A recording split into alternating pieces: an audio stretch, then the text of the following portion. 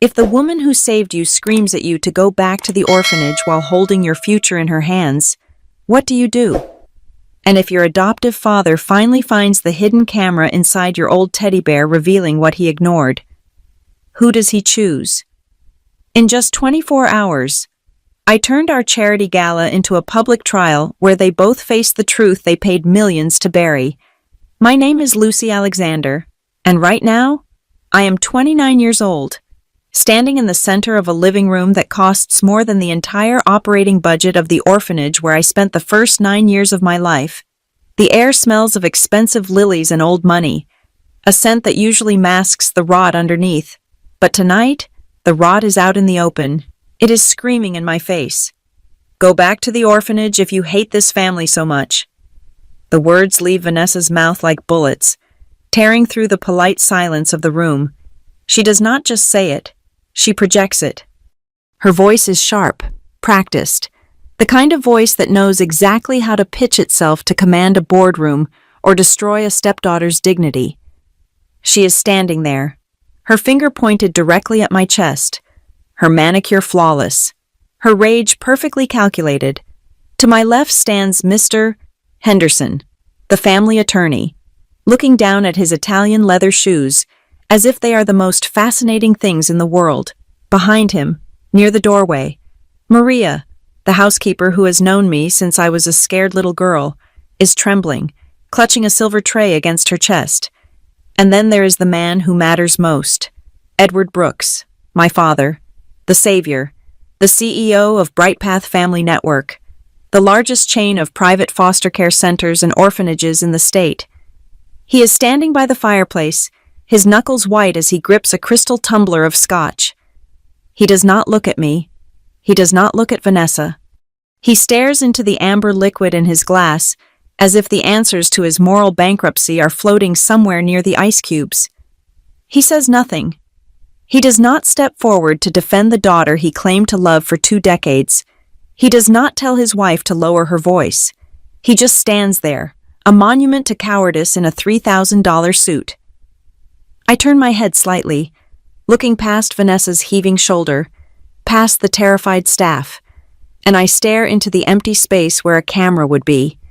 In my mind, I am looking directly at you. You see this? This is the reality of the fairy tale. You know the story.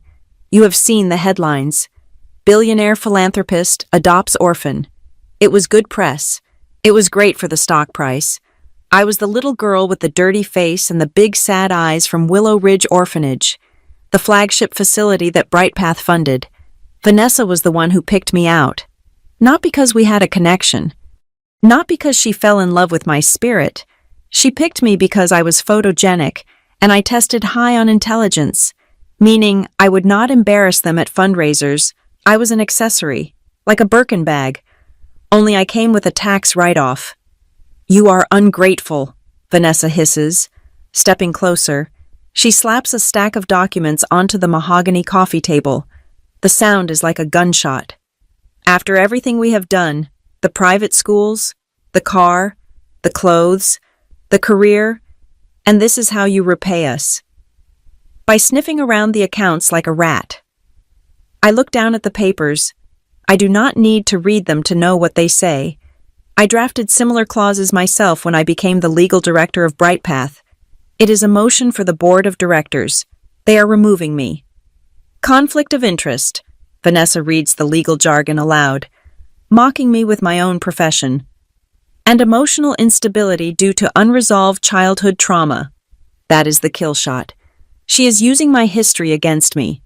She is weaponizing the very tragedy she used to build her brand. You think you are a lawyer, Lucy. Vanessa laughs, a cold, brittle sound. You are just a charity case we let play dress up. The board agrees with me. You are too close to the subject matter. You are getting emotional. You are seeing victims where there are only business expenses. We are removing you from the legal team effective immediately for your own mental health. I stand perfectly still. My heart is hammering against my ribs. A frantic rhythm that reminds me of hiding under the bed at Willow Ridge when the older boys got violent. But my face is stone.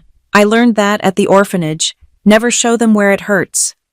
Dad, I say, it is the first time I have spoken. My voice is steady, quiet. Edward flinches. He takes a long swallow of his drink, draining it, but he still does not look up.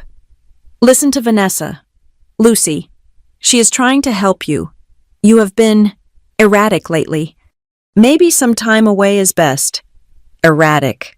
That is what they call it when you ask why the food budget for 3,000 children has been cut by 15%, while executive bonuses went up by 20%. That is what they call it when you ask why the heating bill at the shelter in Detroit hasn't been paid in 2 months. I am not erratic, I say, my eyes fixed on him. I am doing my job, the job you gave me. You are biting the hand that feeds you. Vanessa screams again. Losing her composure for a fraction of a second, she steps into my personal space, the smell of her expensive perfume overwhelming me. You should be on your knees thanking us. Do you know where you would be without us? Do you? You would be waiting tables or working the street corner like the rest of the trash from that place. If you hate our rules so much, Lucy, then leave. Get out. Go back to the orphanage. Go back to where we found you. The room goes dead silent. Even the air conditioning seems to pause. It is the ultimate insult. It is the nuclear option. She is telling me that no matter how many degrees I earn, no matter how hard I work, I am still just a product they acquired, and now they are processing a return. I look at her. I look at the woman who has insisted I call her mom in public for 20 years. Then I look at Edward, the man who taught me how to ride a bike, the man who signed my adoption papers. He is pouring another drink. I take a breath, deep and slow. I look at that imaginary point in the air again, connecting with you, the witness to this farce. Let me ask you a question. If the person who saved you from hell uses that salvation as a leash to choke you, is it still charity, or is it ownership? If they hold your trauma over your head like a weapon every time you disagree with them, did they ever really save you? Or did they just move you to a nicer cage? I know what they want. They want me to scream. They want me to throw a vase, to cry, to prove their point that I am just an unstable orphan girl who cannot handle the pressure of the big leagues. They want a scene they can describe to the board members tomorrow to justify firing me. I will not give it to them. Okay, I say softly. Vanessa blinks, caught off guard by my surrender. What? I said okay. I repeat. I reach down and pick up my purse from the sofa. I do not touch the papers on the table. If that is how you feel, if that is the decision of the board, I will pack my things. You do that, Vanessa says, crossing her arms, regaining her smug superiority, and leave the company car keys. You are no longer an employee. I nod. I walk toward the door, my heels clicking on the hardwood floor.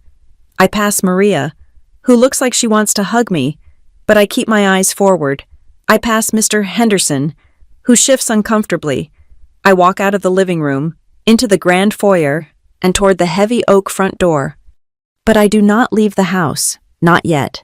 I walk upstairs to my old bedroom, the room they kept decorated in pastels, even though I haven't lived here permanently in 5 years. I close the door and lean against it, letting out the breath I have been holding. My hands are shaking now. The rage is a physical thing, hot and liquid in my veins. But I am smiling. They think they have won. They think they have crushed me, sent the little orphan girl running away with her tail between her legs. They think power is about who shouts the loudest or who signs the checks. They have no idea.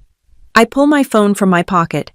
I open an app that looks like a calculator, type in a 6-digit passcode, and the screen shifts. It is not a calculator. It is a live feed. You see, for the past 6 months, I have not just been the legal director, I have been a ghost. I realized a long time ago that people like Vanessa and Edward do not fear the law, because they can buy the law. They fear exposure. They fear the truth. So I gave it to them. I have hidden cameras everywhere. I have a camera in the kitchen where the staff gossips about Vanessa's creative accounting. I have a camera in the study where Edward takes his private calls. I have a camera in the dressing room where Vanessa screams at her assistants. I have 6 months of footage stored on a secure cloud server that would not only destroy BrightPath's nonprofit status, but would put both of them in federal prison for fraud and embezzlement. But the most important camera, the one that is going to end them, it is downstairs. I look at the screen on my phone. The feed is grainy, black and white, coming from a low angle. It is a fisheye view of the room I just left. I see Vanessa storming out, shouting orders at the lawyer to finalize the severance package, and then, the room is empty, except for Edward. He is alone. I watch on my screen as my father sets his drink down. He looks tired. He looks old. He walks over to the mantel above the fireplace. He reaches up and pulls down something that has sat there for 2 decades. It is a teddy bear. It is old. The fur matted and worn bald in patches. It is a cheap, brown bear. One eye missing. The ribbon around its neck frayed. It was the only thing I brought with me from Willow Ridge. I refused to let go of it for the first year I lived here. Vanessa hated it. She said it was full of germs, that it was ugly, that it didn't fit the aesthetic of the house. But Edward let me keep it. He put it on the mantel when I went to college, a symbol of how far I had come. On the screen, I watch Edward hold the bear. He looks at it with an expression I cannot quite read. Guilt, regret, or just exhaustion. He squeezes the bear's stomach. Click, the sound is faint, but the microphone picks it up. Edward freezes. He heard it. My breath catches in my throat. He was not supposed to find it yet. That camera was my failsafe, my nuclear football. On the screen, I see him frown. He brings the bear closer to his face. He squeezes the stomach again. Click. He turns the bear over. He feels along the back seam, where the stitching is slightly different from the rest. He pulls at a loose thread. My heart stops. Do not open it. Dad, if you open it, there is no going back. If you open it, you are not just a bystander anymore. You become a witness. He rips the seam. I watch his fingers dig into the stuffing. He pulls out a small black square. It is the memory card housing, wrapped in protective casing, powered by a lithium battery that lasts for years on standby. Edward stares at the device in his hand. He looks at the bear. Then he looks up, scanning the empty room. His eyes wide with a sudden, terrifying realization. He knows. He knows he has been watched, but he does not know the half of it. I whisper to the empty room. To you. To the audience that is about to watch this family burn to the ground. You think I was just a lucky orphan who lived happily ever after. I look at the screen where my father is standing, holding the evidence of his own destruction in his trembling hand. Wait until you see what that bear has been watching for 20 years.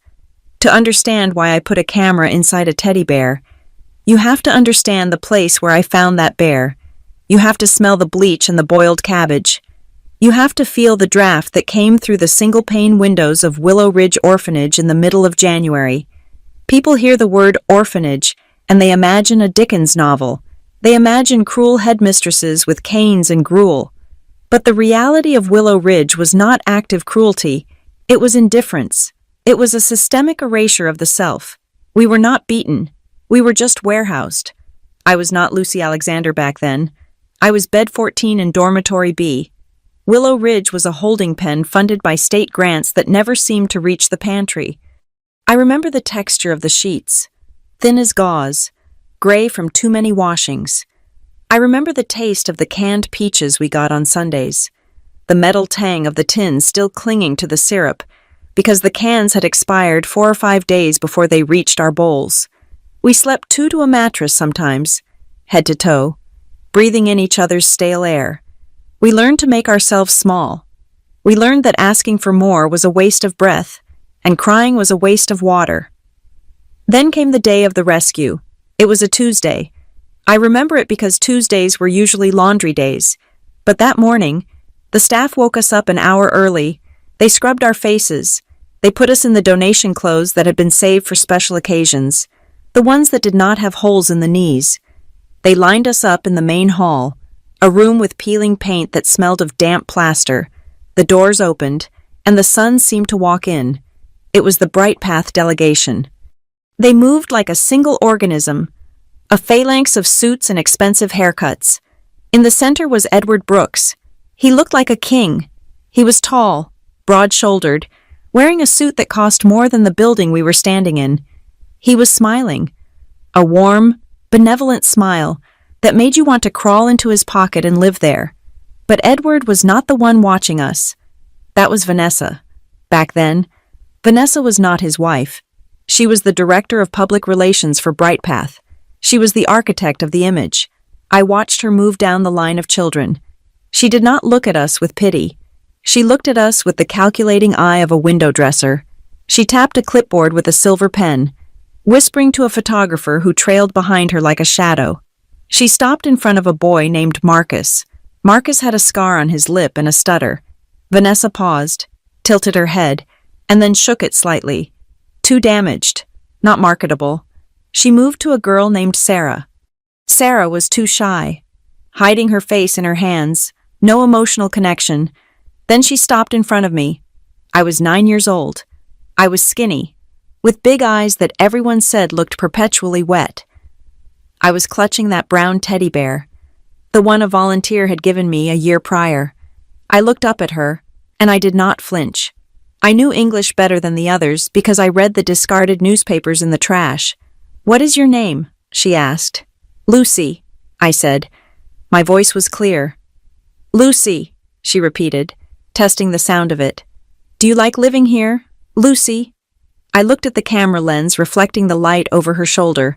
I looked at Edward, who was handing out boxes of new toys to the younger kids for the B-roll footage.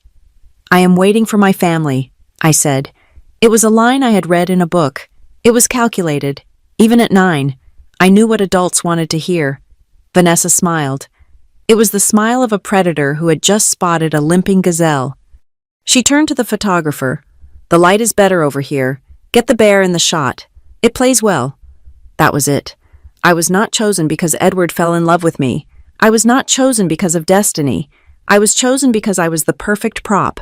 I was the poster child waiting to happen. The adoption was finalized in record time. The media ate it up. Billionaire CEO adopts ward of the state. BrightPath founder walks the walk. I was on the cover of the local magazine, Edward holding my hand, Vanessa beaming in the background. I looked at those photos, and I told myself I was the luckiest girl in the world. I told myself that the cold feeling in my stomach was just excitement. I moved into the Brooks estate. I got a room with a canopy bed. I got a closet full of clothes that still had the tags on them. I got a private tutor to catch me up on the math I had missed. But there was always a transaction taking place. Growing up in the Brooks household meant living in a constant state of debt. I was never let off the hook. If I got a B on a test, Vanessa would sigh and say, "We invested a lot in that tutor. Lucy, given where you came from, I expected you to work harder to prove you belong here." Where you came from, it was her favorite phrase. It was the invisible leash she yanked every time I got too comfortable. If I laughed too loud at a dinner party, I was reminded that such behavior might fly at Willow Ridge, but not here. If I asked for a specific pair of shoes, I was reminded that I used to wear shoes with cardboard insoles. "You have been given more than you deserve," Edward would tell me, not with malice, but with a heavy, burdened sigh, as if my very existence was a massive favor he was doing for the universe. Never forget that. So I became perfect. I studied harder than anyone. I learned which fork to use for the salad. I learned to smile for the cameras at the annual galas. I became the living, breathing proof that the BrightPath system worked. And while I was busy being the perfect daughter, Edward was busy building an empire. BrightPath Family Network exploded. They acquired smaller foster agencies. They took over state contracts. They opened group homes in 3 states. Edward was hailed as a visionary in social services. The company generated hundreds of millions of dollars in revenue every year, all tax-exempt, all sheltered under the umbrella of nonprofit status. I believed in it. God help me. I believed in it. I thought my father was a saint. I thought he was Robin Hood, taking money from the government and rich donors to save kids like me. When I graduated from law school, top of my class, it was a foregone conclusion that I would join the family business. Edward created a position for me, junior legal counsel. I want you to learn the ropes, he said, pouring me a glass of champagne in his study. One day, all of this will be yours to protect. I felt so proud. I felt like I had finally paid off the debt of my adoption. I threw myself into the work. I reviewed contracts. I settled minor liability claims. I felt important, but after 2 years, Edward promoted me to Director of Compliance. It sounded impressive. In reality, it was a gatekeeping role. He wanted his daughter in that seat because he needed someone who would not ask questions. He needed someone whose signature he could count on. That was his mistake. He forgot that he had paid for my education. He forgot that he had sent me to the best law school in the country. He taught me to read the fine print, and then he was surprised when I actually read it. The turning point came on a rainy Tuesday, almost exactly 20 years after the day they took me from Willow Ridge. I was reviewing the quarterly budget allocations for the Northwest District. That district included Willow Ridge, which was still the crown jewel of their marketing materials. I was cross-referencing the expenses with the operational reports. I saw a line item for nutritional standards compliance. The budget allocated $8.50 per child, per day, for food. That sounded low, but manageable. It was supposed to cover 3 balanced meals and 2 snacks. Then I saw the internal memo attached to the digital file. It was a directive from the CFO, CCing Vanessa, who was now the chair of the foundation. The memo read, "Implement bulk purchase of Tier 3 produce and protein substitutes. Reduce daily per capita spend to $4.20. Reallocate surplus to the consulting fee structure for Brooks Associates." I stopped. I stared at the numbers. $4.20. For a growing child. For an entire day. I felt a phantom hunger in my stomach. I remembered the taste of those expired peaches. I remembered lying in bed, my stomach growling so loud I was afraid it would wake the girl next to me. I started digging. I pulled the files for psychological support services. The glossy brochures claimed that every child in a Bright Path facility received 2 hours of therapy a week. The budget showed payments of millions of dollars to a staffing agency called Clear Mind Solutions. I looked up Clear Mind Solutions. It was a shell company registered in Delaware. It had no employees. It had no office. It was just a bank account. The children were not getting therapy. They were getting nothing. The millions of dollars were flowing out of the state grants, into Bright Path, through Clear Mind, and vanishing into the ether. I sat in my glass-walled office, surrounded by awards and photos of me shaking hands with senators. I looked at a framed picture on my desk. It was the photo from that first day. 9-year-old Lucy, clutching her bear, looking up at Edward with adoration. I realized then that the photo was a crime scene. Every smile in that picture was a lie. My adoption was not an act of love. It was a customer acquisition cost. I was a marketing expense that had paid off 10,000%. I looked at my own reflection in the darkened window. I was wearing a suit that cost $2,000. I drove a car that cost $60,000. Where did that money come from? It came from the milk that was watered down at Willow Ridge. It came from the therapy sessions that never happened. It came from the winter coats that were never bought.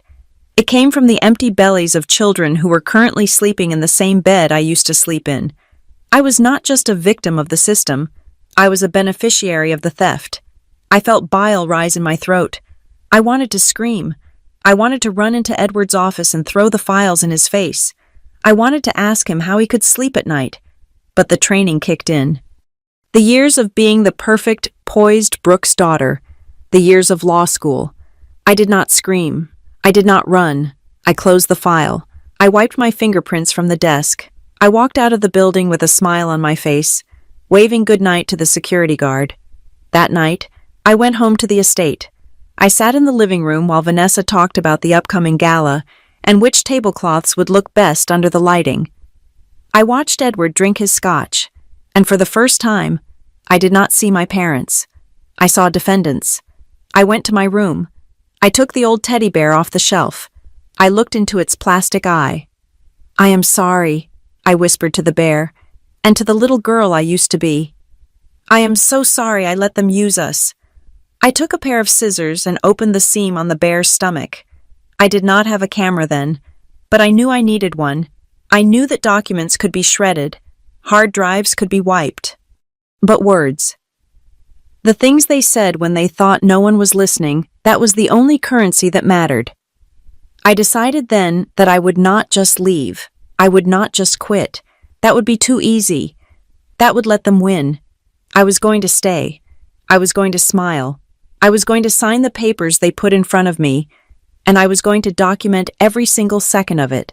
They wanted me to remember where I came from, fine. I was going to bring the reality of where I came from right into their living room. I was going to make them choke on it. The boardroom at Bright Path headquarters is designed to intimidate. It is an aquarium of glass and steel suspended 40 floors above the city, offering a panoramic view of the skyline that screams power. The table is made of a single slab of imported ebony wood that probably cost more than the annual heating budget for 3 of our shelters combined. I sat there, my hands folded on top of a leather-bound notebook, watching Vanessa work the room. She was standing at the head of the table, clicking through a slide deck titled, The Future of Care Vision 2030. She wore a white suit that looked sharp enough to cut skin. She was presenting to the major donors, a collection of tech CEOs and old-money philanthropists who wanted to feel good about themselves without actually having to smell a poor person. "We do not just house children," Vanessa said, her voice trembling with rehearsed emotion. "We elevate them. We take the broken pieces of society and we forge them into leaders." She clicked the remote. A massive image filled the screen behind her. It was me. It was the photo from 20 years ago. 9-year-old Lucy, clutching the brown teddy bear, eyes wide, standing next to a benevolent Edward. The caption in bold, sans serif font read, 1,000 Lucys every year. The donors clapped. They nodded approvingly at me. I forced the muscles in my face to form a smile.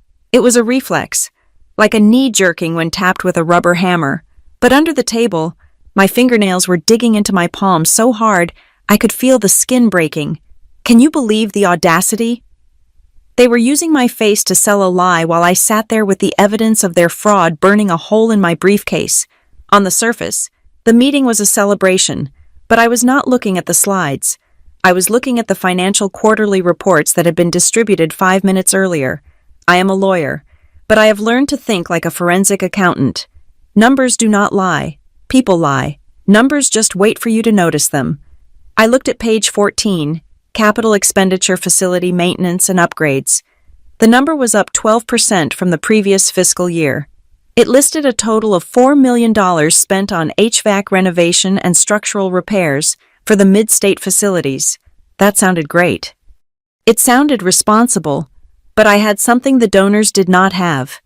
Tucked inside my notebook was a crumpled email printout from a social worker named Karen, who worked at the Trenton facility. I had met her once during a site visit, and she was the only one brave enough to talk to me off the record. Her email, sent at 2 a.m. 3 days ago, read, "The boiler has been broken since November. The kids are sleeping in coats. We are using space heaters, but the wiring is old and the breakers keep tripping.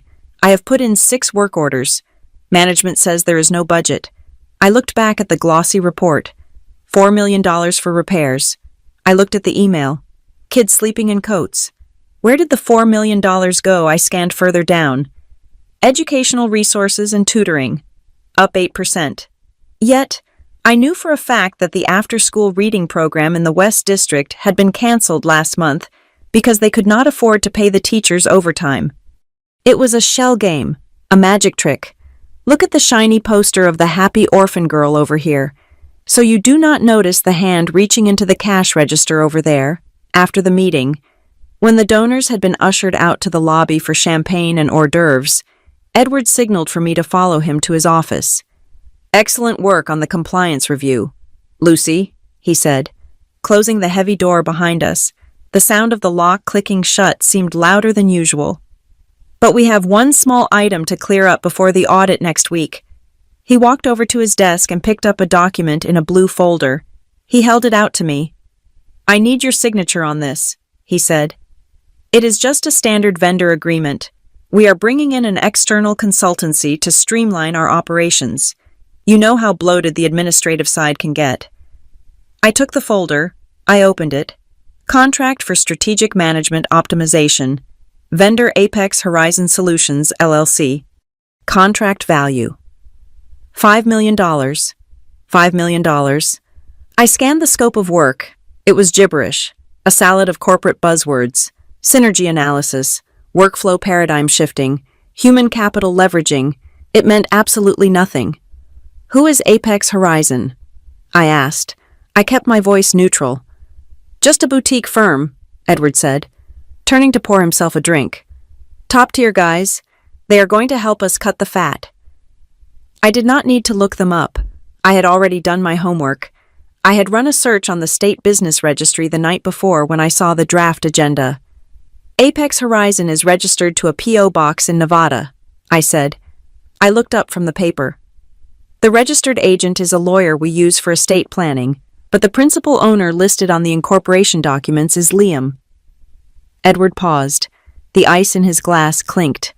Liam, my half-brother, Edward's son from his first marriage. Liam, who was currently 25 years old, lived in a penthouse in Miami and spent his days posting photos of his sneakers on Instagram. Liam, who had never worked a day in his life and thought a profit margin was a type of cocktail. Liam is branching out, Edward said, his voice tightening. He is learning the business. Liam cannot spell optimization, Dad, I said.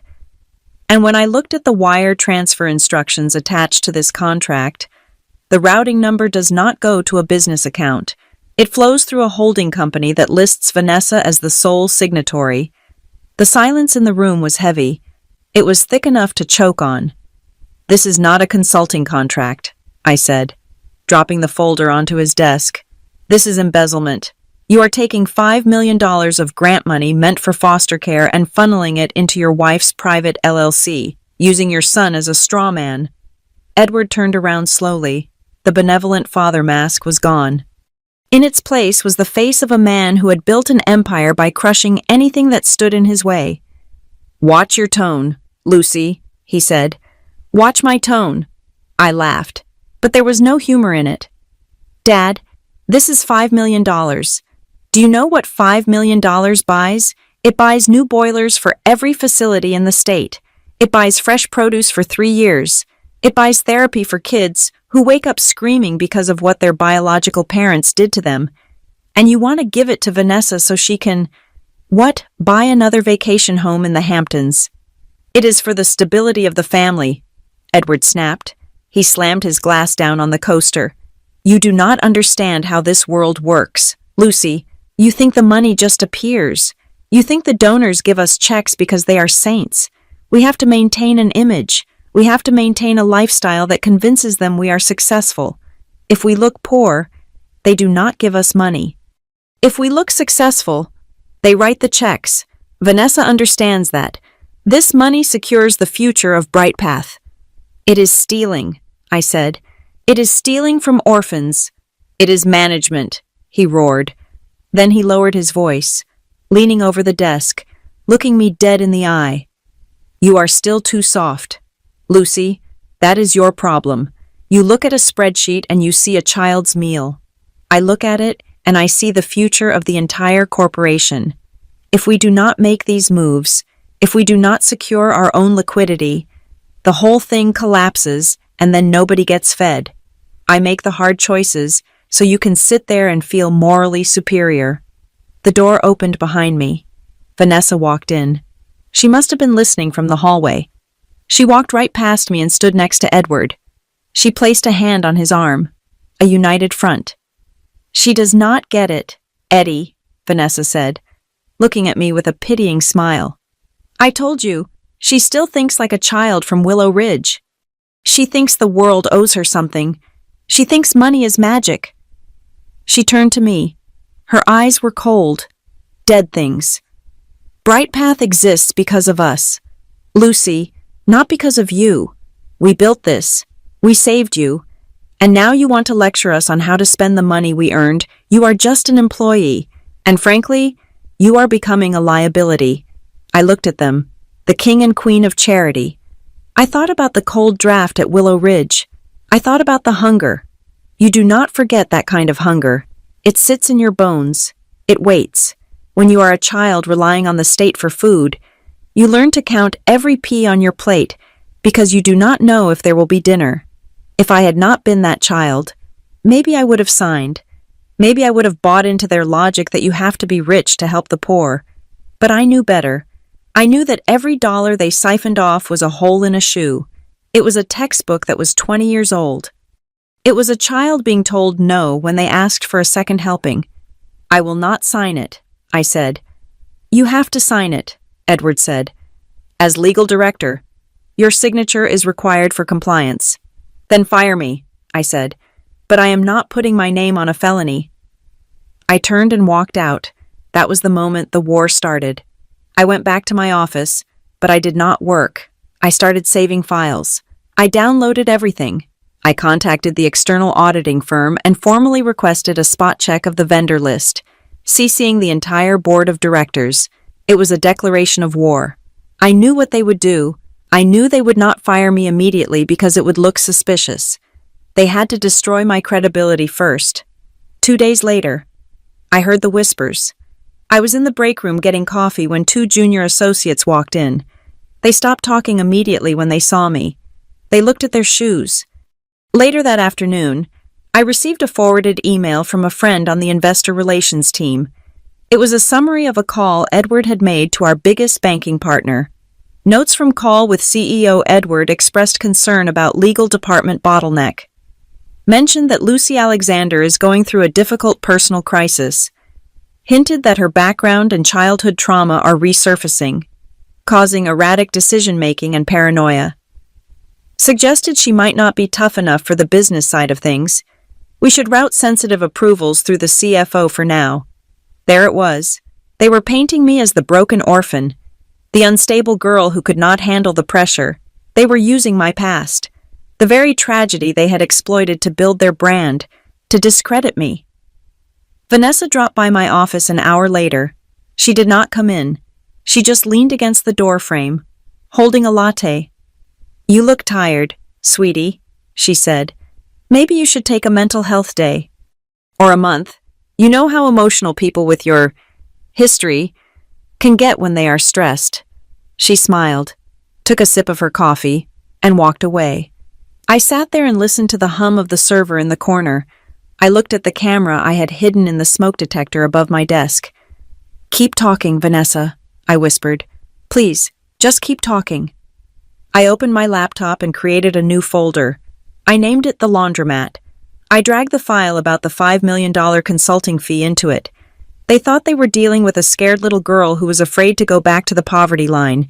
They thought they could gaslight me into submission. But they forgot one thing. At Willow Ridge, we didn't just learn how to survive the cold. We learned how to wait.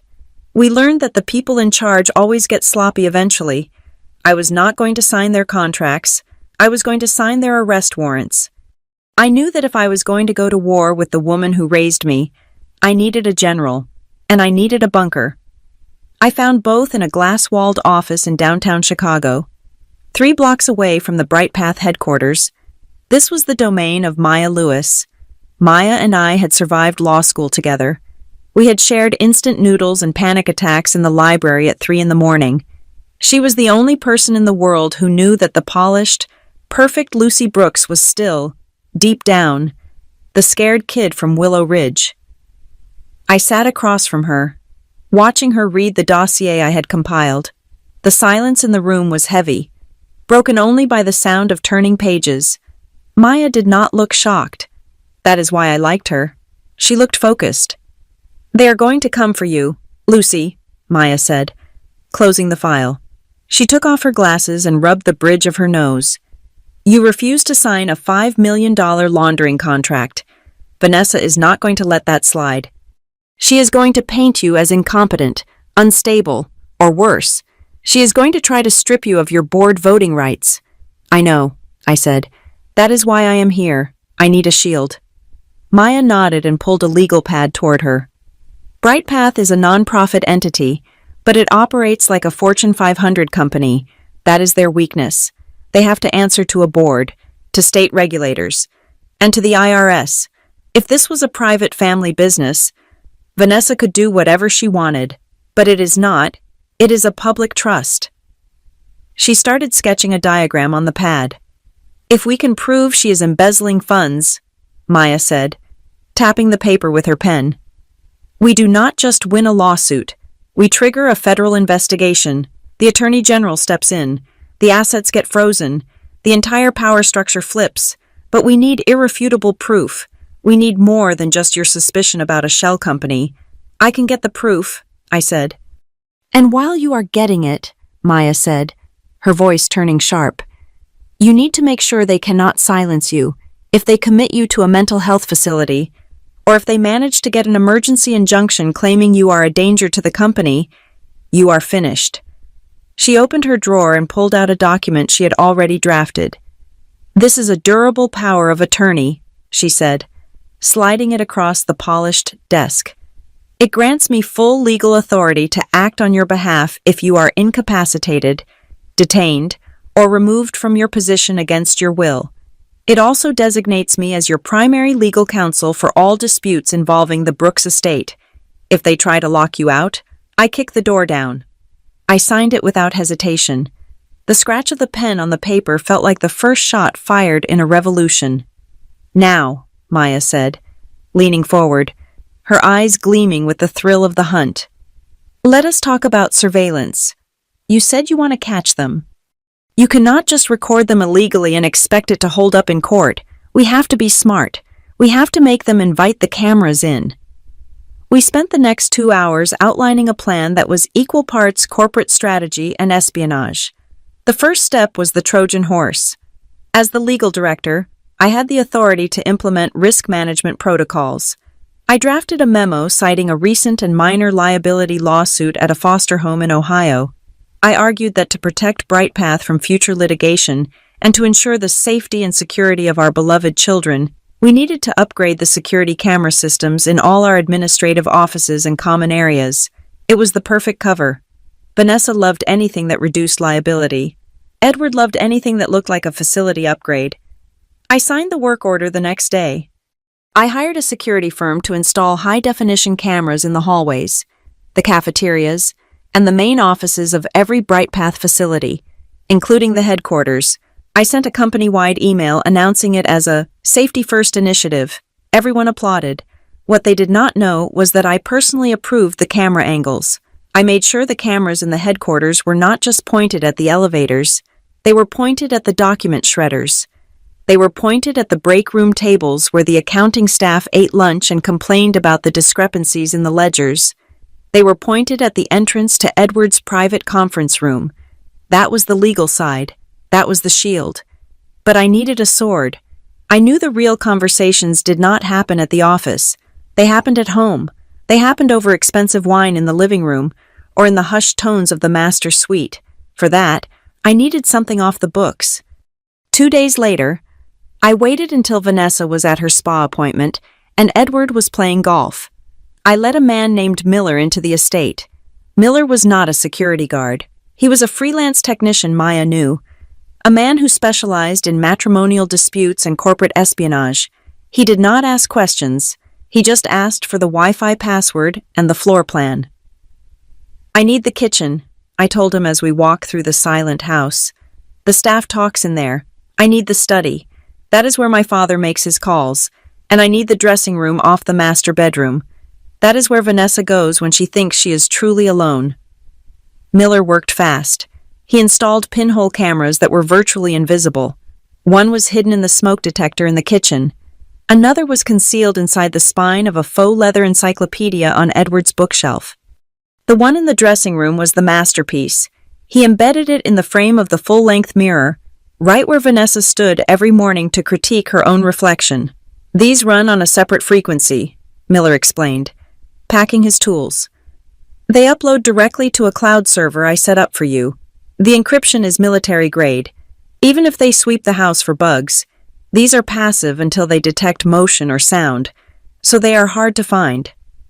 I paid him $3,000 in cash. It was the best money I ever spent. But there was one more device, the most important one. I had brought my old teddy bear to Maya's office earlier that week. It was sitting on her desk, looking out of place among the legal briefs and statutes. It was threadbare, missing an eye, a relic of a life I had tried to leave behind. "Are you sure about this?" Maya asked, picking up the bear gently. "It is the only thing she ignores," I said. "Vanessa hates it. She thinks it is trash. She ignores it the same way she ignores the staff. That makes it the perfect witness." Maya had sent the bear to a specialist. When I got it back, it looked exactly the same. The stitching on the stomach was slightly newer, but you would have to look very closely to notice.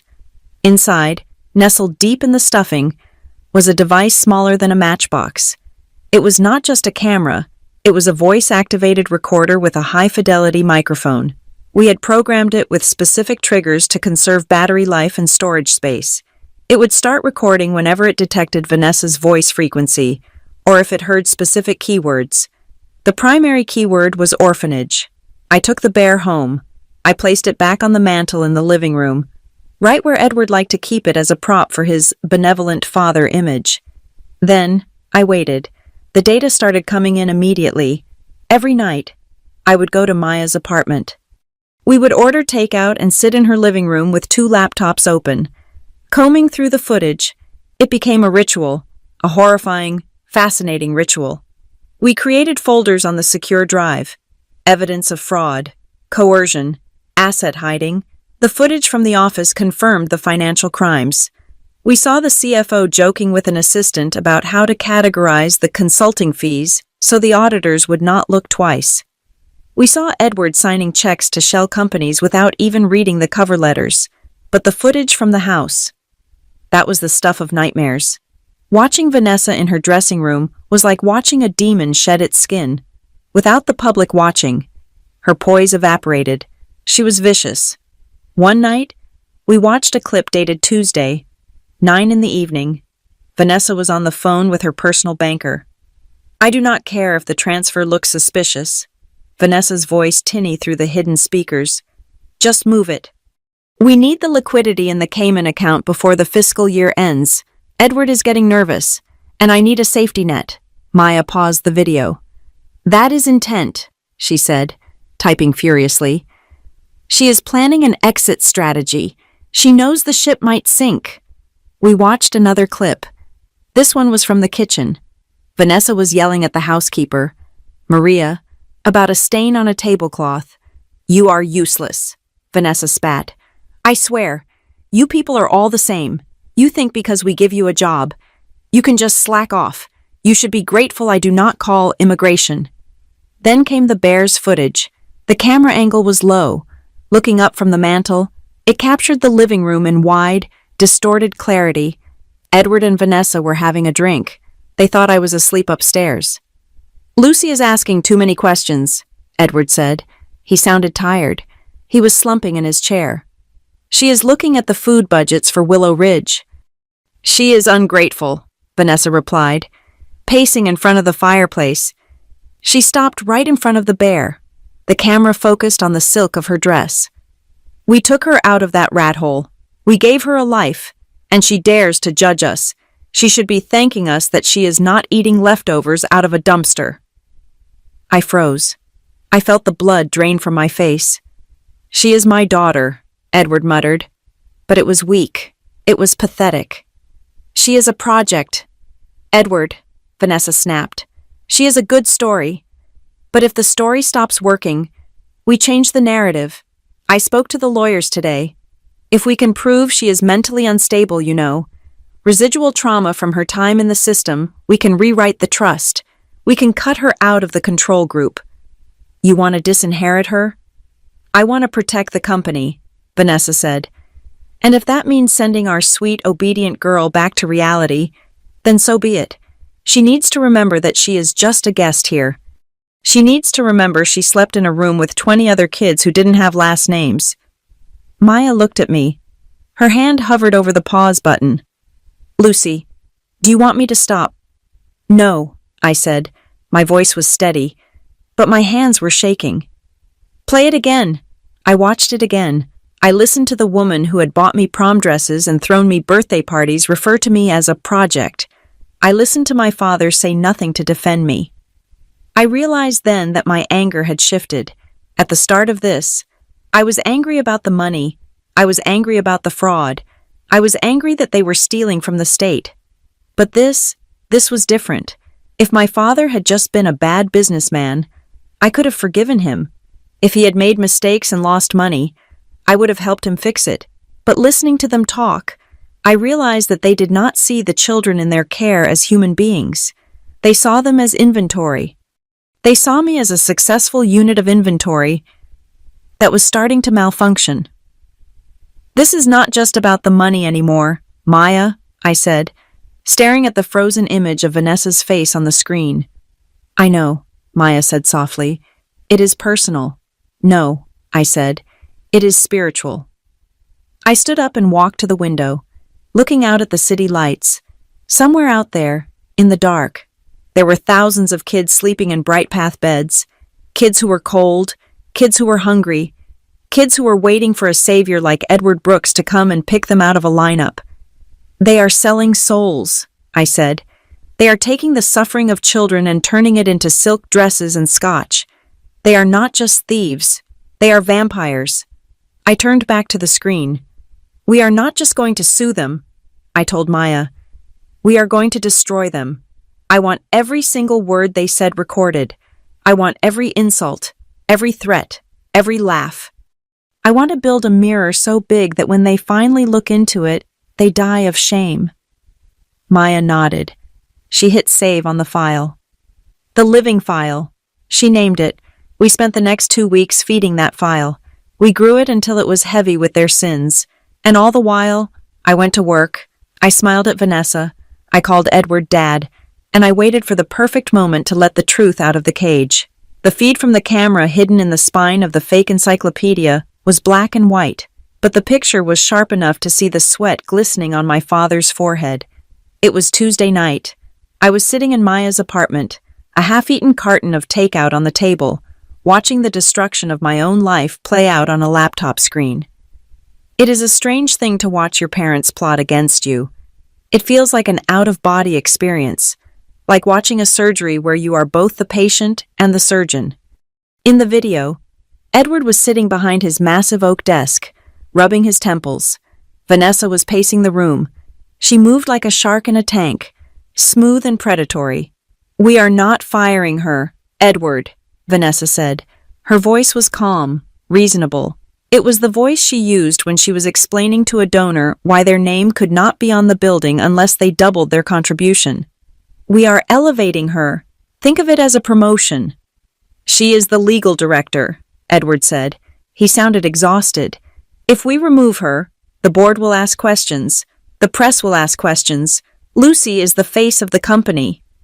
"Exactly," Vanessa said. She stopped pacing and leaned her hands on the desk, looming over him. "She is the face, so let her be the face.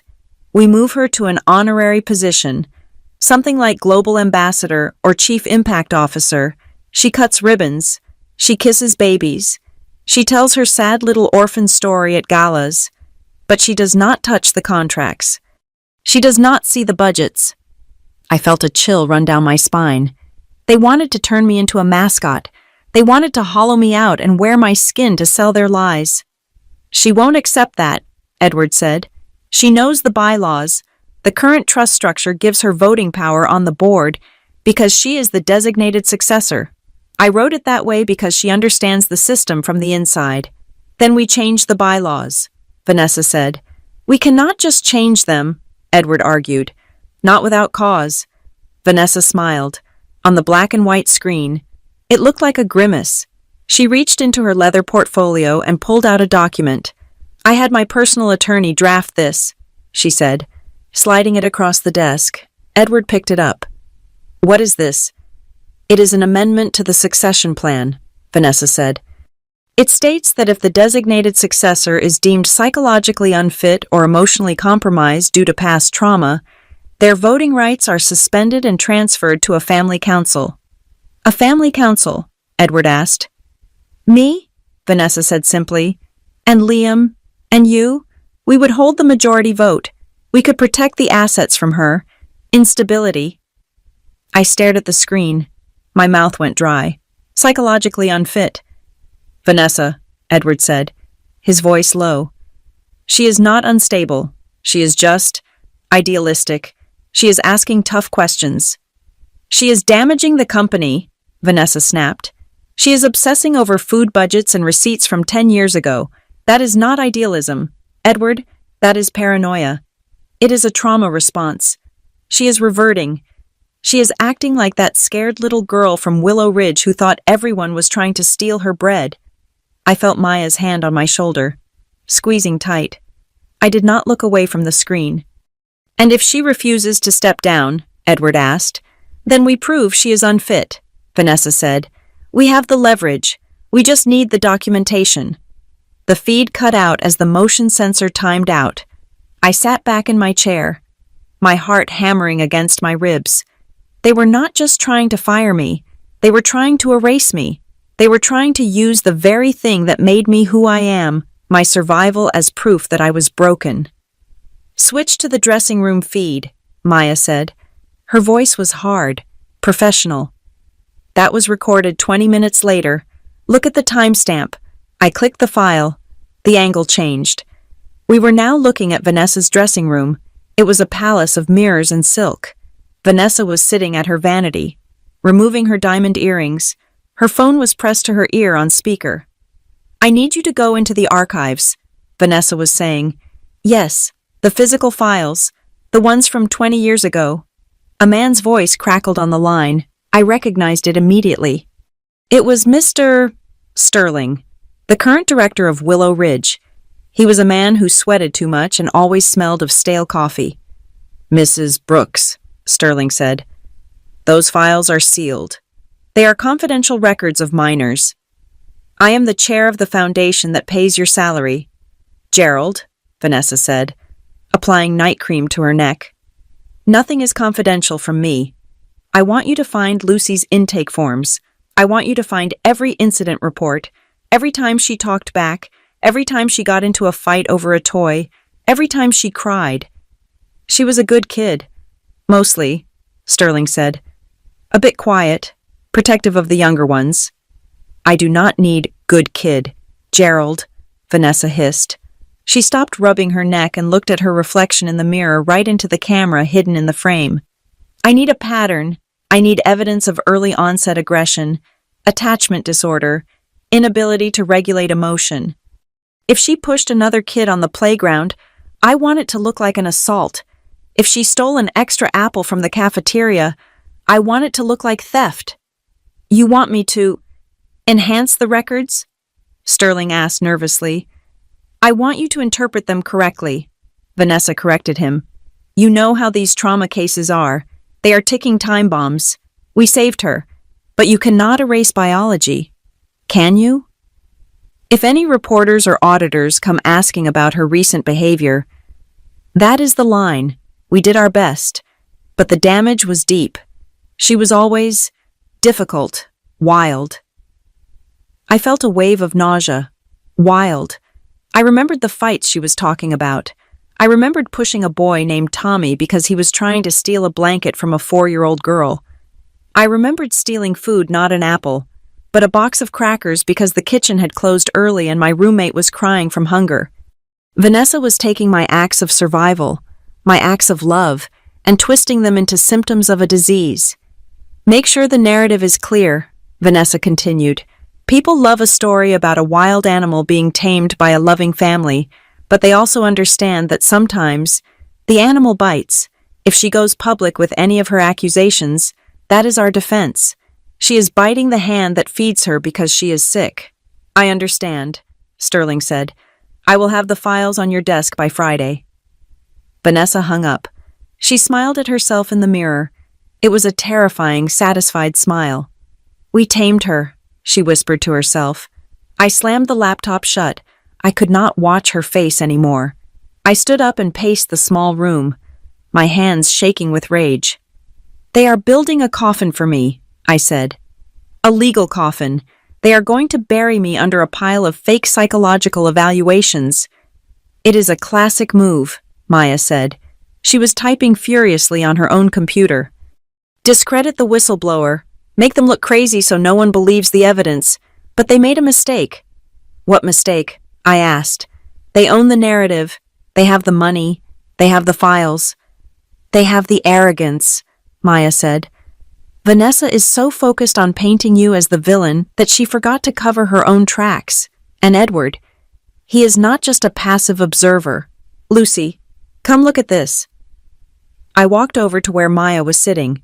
She had hacked into the BrightPath internal email server using the admin credentials I had legally and quietly secured months ago. I ran a search for keywords related to the food budget cuts. Maya said, "Look at this email chain. It is from 6 months ago, before you even found the discrepancies." The email was from the chief financial officer to Edward. The subject line was risk assessment, dietary adjustments. I read Edward's reply. From Edward Brooks to Marcus Thorne, CFO. Subject re-risk assessment, dietary adjustments. Marcus, I have reviewed the projections. The savings of 12% on the nutritional line item are significant and necessary to cover the shortfall in the expansion fund. I understand the concerns about quality, but children are resilient. My concern is not the menu. My concern is the optics. If the press finds out we are cutting protein and fresh produce while increasing executive bonuses, the brand damage will be catastrophic. Ensure that the cuts are implemented gradually. Use a vendor that specializes in low-cost, high-volume processing so the volume of food looks the same even if the caloric value is lower. We need to keep them full, not necessarily fit. Do not put this in the board minutes. Handle it at the operational level. Edward, I read the email 3 times. Children are resilient. We need to keep them full, not necessarily fit. I felt something break inside me. It was the last tiny piece of hope I had been holding on to, the hope that my father was just weak, that he was manipulated by Vanessa, that he was a good man who had lost his way. He was not a good man. He knew. He knew they were feeding the children garbage. He knew they were starving them of nutrition to pay for his expansion, for his ego, for Vanessa's lifestyle. And his only worry was the optics. His only fear was that it would look bad on a poster. He is not a victim, I said, my voice hollow. He is the architect. He signed off on it, Maya confirmed. Vanessa might be the one driving the getaway car, but Edward loaded the gun. He made the decision that profit was more important than the health of the kids he claims to save. I walked back to the window. I looked at my reflection in the glass. I did not see the wild animal Vanessa talked about. I did not see the broken orphan. I saw a weapon. They want to use my past against me, I said, turning back to Maya. Fine. Let them. They want to tell the world that I am unstable, that I am dangerous. I picked up the flash drive where we were storing the footage. I am going to show them exactly how dangerous a survivor can be. What is the plan? Maya asked. Vanessa wants a hearing, I said. She wants to prove I am unfit. She wants to drag up the past. So we are going to give her exactly what she wants. I am going to play the part. I am going to be the emotional, erratic, traumatized orphan she expects me to be. Why? Maya asked, frowning. Because when you are watching a train wreck, I said, you do not look at the engineer. You stare at the fire. I am going to be the fire. And while they are busy watching me burn, you are going to plant the dynamite under their foundation. I looked at the email on the screen one last time. Dad thinks children are resilient, I said. He is about to find out that we are not just resilient, we are unforgiving. Returning to the scene of the crime usually implies a murder, but in my case, it was a resurrection, or at least, that was what the press release said. It was the 20th anniversary of BrightPath's intervention at Willow Ridge. Vanessa had turned the orphanage, my orphanage, into a stage set. The peeling paint I remembered from childhood had been covered with fresh, temporary banners. The smell of boiled cabbage and bleach had been masked by heavy floral arrangements that cost more than the annual textbook budget for the entire facility. I stood on a temporary stage erected in the main courtyard. Behind me, a massive vinyl banner snapped in the wind. It read, "From orphan to executive, the Bright Path Promise." I was the prop. Again, there were 200 people in the audience. I saw local politicians, wealthy donors in cashmere coats, and a phalanx of reporters with their cameras trained on my face. And then, lined up in the front row like little soldiers, were the children of Willow Ridge. They had been scrubbed clean, put in matching navy blue blazers that I knew were rentals, and told to smile. "Ladies and gentlemen," the master of ceremonies announced, his voice booming through the speakers, "please welcome the living proof of the Brooks family's generosity, a young woman who was once a lost child in these very halls, and who now helps lead our company into the future, Miss Lucy Alexander." The applause was polite, rhythmic, and hollow. I walked to the microphone. I smiled. It was the smile I had practiced in the mirror for hours. It was a mask. "Thank you," I said. "It is good to be home." The lie tasted like ash in my mouth. Home. This place was a warehouse for forgotten children, but I played my part. I talked about opportunity. I talked about gratitude. I talked about how Edward Brooks had given me a second chance. While I spoke, I looked over the heads of the donors. I looked toward the kitchen loading dock. No one else was looking there. But my camera was. Earlier that morning, Maya had coordinated with a contact inside the catering company. We had placed a wide-angle camera near the service entrance. I had the feed running on the phone tucked into my clutch purse. If I had looked at my phone right then, I would have seen the split reality of Willow Ridge. In the courtyard, waiters were passing around trays of shrimp cocktail and mini quiches to the donors. There were stations set up with carved roast beef and sparkling cider, but on the camera feed in the back, I knew exactly what was happening.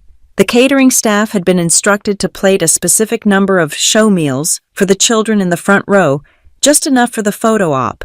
But behind the scenes, the warming trays for the general population of the orphanage held the same gray, lukewarm pasta they ate every Tuesday. The fruit cups were the generic brand with the high fructose corn syrup. The celebration feast was a lie. It was stagecraft. I finished my speech. The audience clapped. Edward walked onto the stage and hugged me. He smelled of scotch and expensive cologne. His grip was tight, a warning disguised as affection. "Good girl," he whispered in my ear. "Keep smiling." We walked off the stage together. Vanessa was waiting in the wings, looking radiant in a red dress that screamed power. She touched my arm, her nails digging in slightly. "That was acceptable," she said. "But try to look a little less stiff next time. You look like you were facing a firing squad." "Maybe I felt like I was," I said quietly. I pulled away from her and walked toward the edge of the tent. I needed air. I needed to get away from the smell of their perfume. I felt a tug on my skirt. I looked down. It was a little girl, maybe 7 years old. She had messy hair that had been hastily smoothed down with water. She was wearing one of the rental blazers, and the sleeves were too long, covering her hands. "Excuse me, Miss Lucy?" she whispered. I crouched down, ignoring Vanessa's sharp intake of breath behind me. "Hi, what is your name?" "I am Bella," she said. She looked around nervously to make sure no staff members were watching. Then she leaned in close. "The food, the meat, and the cake." "Yes," I asked. "Is it for us?" she asked. Her eyes were wide, filled with a heartbreaking mixture of hope and skepticism. "Or is it just for the cameras? Will we get to eat it tomorrow?" My heart stopped. It was not a question a child should have to ask. A child should assume food is for eating, but Bella knew. She knew the rhythm of the system. She knew that nice things usually disappeared as soon as the visitors left. I looked at the buffet table where the donors were laughing and eating. I looked at Bella. "I don't know, Bella," I said, my voice trembling. "But I am going to try." I stood up. The rage that had been simmering in my gut for weeks suddenly boiled over. I could not go back out there and shake hands. I could not drink their champagne. I turned and walked toward the administration building. I knew Vanessa would follow me. She could not resist a confrontation when she felt I was going off script. I walked into the small conference room near the director's office. It was a room I remembered well. It was where I had signed my adoption papers 20 years ago. I stood by the window, looking out at the playground. The door opened. Vanessa walked in, followed by Edward and Mr. Sterling, the sweating director of Willow Ridge. "What the hell are you doing?" Vanessa hissed, closing the door and locking it. "There are senators out there. You do not just walk away from a photo opportunity." "The girl asked me if she gets to eat the roast beef," I said, turning to face them. "She knows, Vanessa. A 7-year-old child knows that this is all a sham." "She is a child," Vanessa dismissed, waving her hand. "She does not understand logistics. We cannot feed 500 kids roast beef every day. It is not sustainable." "It would be sustainable if you did not pay $5 million to a shell company in Nevada for consulting fees," I said. The room went deadly silent. Mr. Sterling looked like he wanted to melt into the floor. Edward froze. "I know about Apex Horizon," I said, my voice steady. "I know about the consulting contracts. I know about the order to cut the protein budget by 15%. I saw the emails. Dad, you signed them." Edward looked away. He could not meet my eyes. "You are crossing a line, Lucy," Vanessa said. Her voice dropped an octave. It was dangerous now. "You are looking at things you do not understand. We use those funds to expand, to save more children." "You are not saving them," I shouted. "You are using them as props. You cut their food to pay for your image consulting. You denied their therapy requests to fund your galas. Do you have any idea what it feels like to be a number on a spreadsheet? Do you know what it feels like to be hungry so you can buy a new tablecloth?" "Stop it," Edward said weakly. "Lucy, please." "No, I will not stop," I said. "I want an audit. A real one. Not the rubber stamp joke you buy every year. I want to know where every single dollar went for the last 10 years, or I'm going to the Attorney General." Vanessa laughed. It was a dry, sharp sound. "You are going to the Attorney General," she mocked. She took a step toward me. "And tell them what?" "That you are a disgruntled employee, that you are having a mental breakdown." "I will tell them the truth," I said. "The truth," Vanessa sneered. "The truth is that you are a charity case that we plucked out of the garbage. We gave you a name. We gave you a life. And this is how you repay us, by threatening the very hand that fed you." "You did not feed me," I said. "You invested in me, and now you are mad that the investment is talking back." Vanessa's face twisted. The mask of the benevolent mother finally slipped off completely. She looked at me with pure, unadulterated hatred. "You arrogant little brat," she said. "You think you are one of us. You think because you wear the clothes and speak the language that you belong in our world. You are nothing. You are just a genetic accident that we cleaned up." She pointed a finger at my face, shaking with rage. "If you hate the way we do business so much, Lucy, then leave. Give back the car. Give back the apartment. Give back the name." She leaned in closer, her eyes boring into mine. "If you love this place so much, why don't you stay? Go grab a bunk in dormitory B.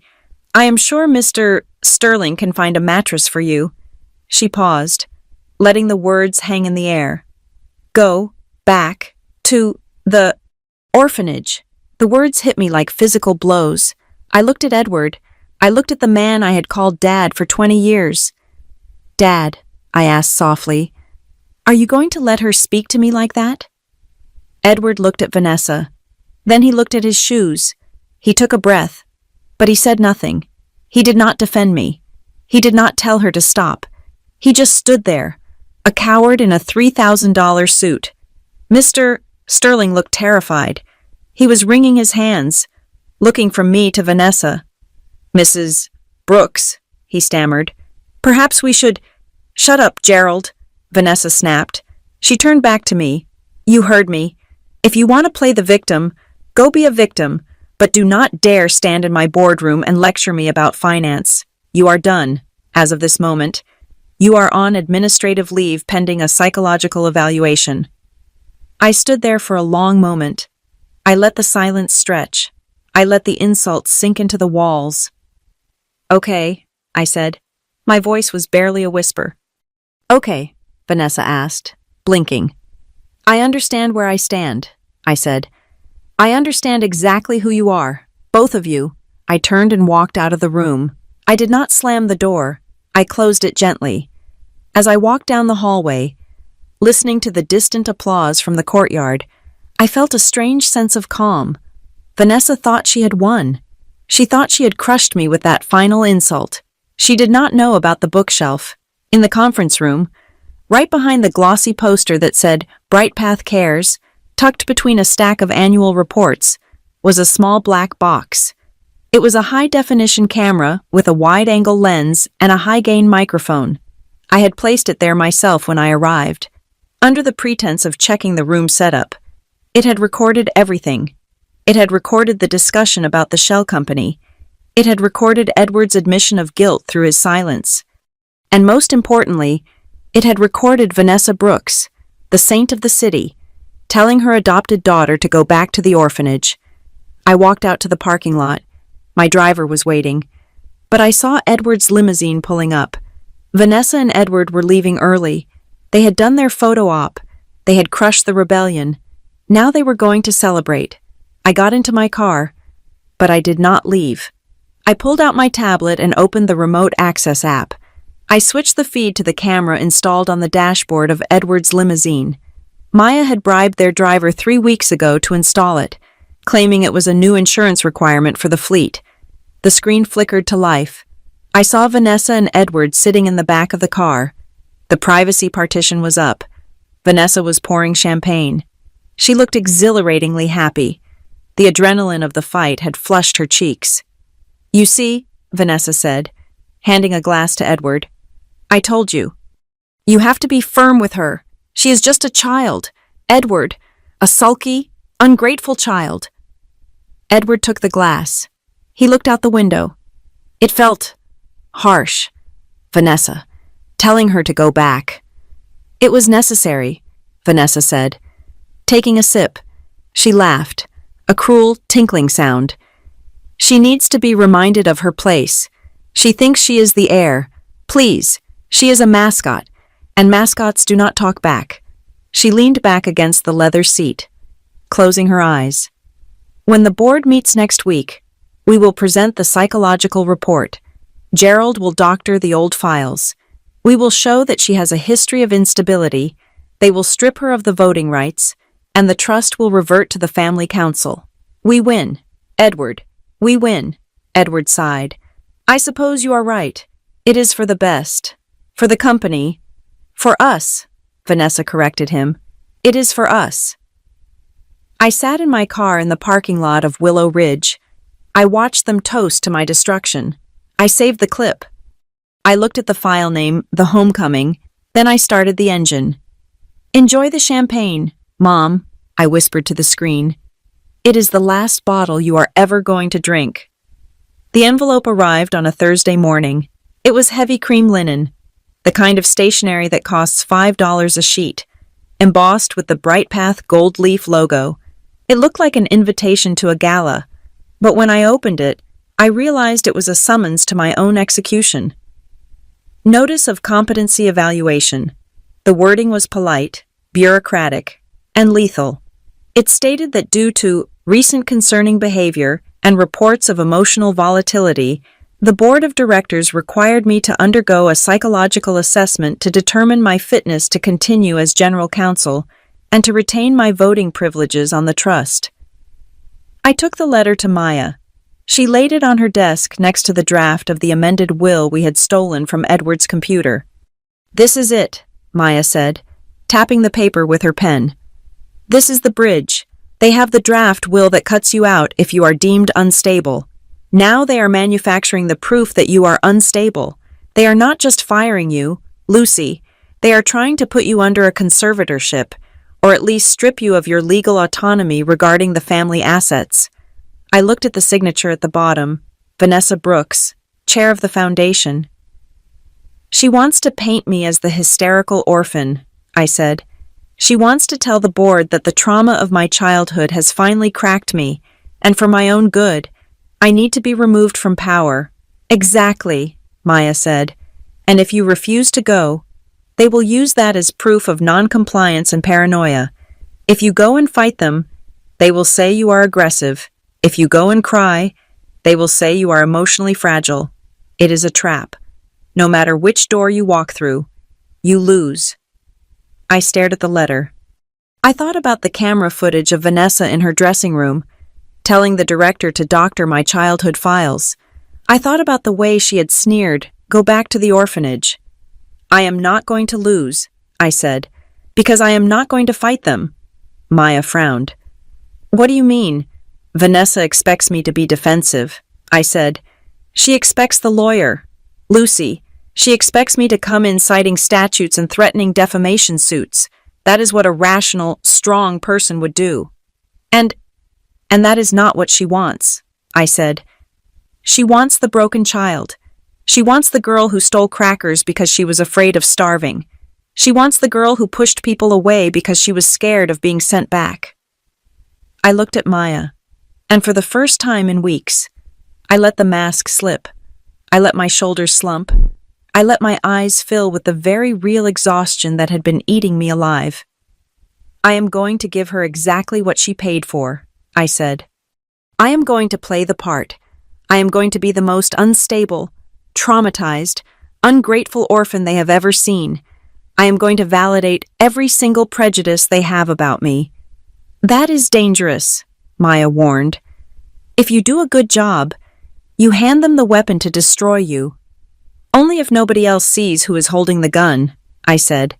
I picked up my phone and dialed Vanessa's assistant. "This is Lucy," I said, keeping my voice tremulous. "Tell my mother I will attend the evaluation, but I have one condition. Since I am feeling so fragile, and since Vanessa is always talking about transparency, I want the session recorded, for the company archives, to protect everyone." It was the perfect bait. Vanessa prided herself on transparency in corporate governance. If she refused, it looked like she was hiding something. If she agreed, she thought she would be getting a high-definition recording of my breakdown to show the judge. She agreed within 10 minutes. The evaluation was scheduled for 2 days later in a private conference room at the Bright Path headquarters. The specialist Vanessa had hired was Dr. Aris. I knew the name. He was a society doctor, the kind who prescribed Xanax to bored housewives and wrote testimonials for boarding schools. He was on the Bright Path payroll as a wellness consultant. When I walked into the room, the stage was set. Vanessa was sitting in the corner, observing. Edward was not there. He didn't have the stomach for the slaughter. Dr. Aris sat at the head of the table, a file open in front of him, and in the corner, mounted on a tripod, was the camera I had requested. The red light was blinking. "Lucy," Dr. Aris said, his voice dripping with that fake soothing syrup adults use on toddlers. "Please, sit down. We are all friends here. Vanessa just wants to make sure you are okay. We have all noticed you seem strained lately." I sat down. I did not cross my legs. I hunched forward slightly. I picked at my cuticles. I made myself look small. "I am just tired," I whispered. "Tired?" Dr. Aris asked. He glanced at Vanessa, then back at me. "Is it the work, or is it something deeper? Vanessa tells me you have been having trouble regulating your emotions, outbursts, paranoia about the finances." "I saw numbers that didn't add up," I said, letting my voice crack. "The food budget. The kids are hungry." "See?" Vanessa interjected from the corner. "She obsesses over food. It is the scarcity mindset. She cannot separate the past from the present." Dr. Aris nodded sagely. He wrote something down. "Lucy," he said, leaning in, "you have to understand. Your brain is wired differently. You spent your formative years in a state of deprivation. When you see a budget cut, you do not see business strategy. You see a threat. You are projecting your own trauma onto the company. Do you think that is fair to your father, to the man who saved you?" I looked up at him. I made sure my eyes were wide and watery. "He saved me," I asked. "He rescued you from a life of poverty," Dr. Aris said firmly. "He took you in. He gave you a name. And now, you are attacking him. Does that sound like the behavior of a healthy, grateful daughter? Or does it sound like a child acting out because she is afraid of abandonment? I am not afraid, I said, injecting a note of hysteria into my voice. I do not want to go back. She told me to go back to the orphanage. I pointed a shaking finger at Vanessa. Vanessa didn't flinch. She looked at the doctor with a, see what I mean, expression. I said that to snap you out of your delusion, Lucy, Vanessa said calmly. You were acting like a wild animal. Sometimes you need a shock to reset the system. Dr. Aris, look at her. She is hyperventilating. I was hyperventilating. It was a technique I learned in yoga, but to them, it looked like a panic attack. We tamed you, Lucy, Dr. Aris said. The word hung in the air, tamed, like I was a circus lion. We worked so hard to civilize those impulses, but it seems the programming is breaking down. You are biting the hand that feeds you because you do not know how to be loved. You only know how to fight. I am not a dog, I cried out, standing up and knocking my chair back. Sit down, Vanessa snapped. This is exactly what I'm talking about. You are unstable. You cannot manage your own emotions, let alone a multi-million-dollar trust. I just want to do what is right, I sobbed. Why doesn't anyone believe me? Because you are sick, Lucy, Dr. Aris said, closing the file. He looked straight into the camera lens, delivering his verdict for the future audience. It is classic reactive attachment disorder with paranoid delusions. You are fabricating conspiracies about the company to justify your own hostility toward your parents. You are creating a villain so you can be the victim again. It is comfortable for you.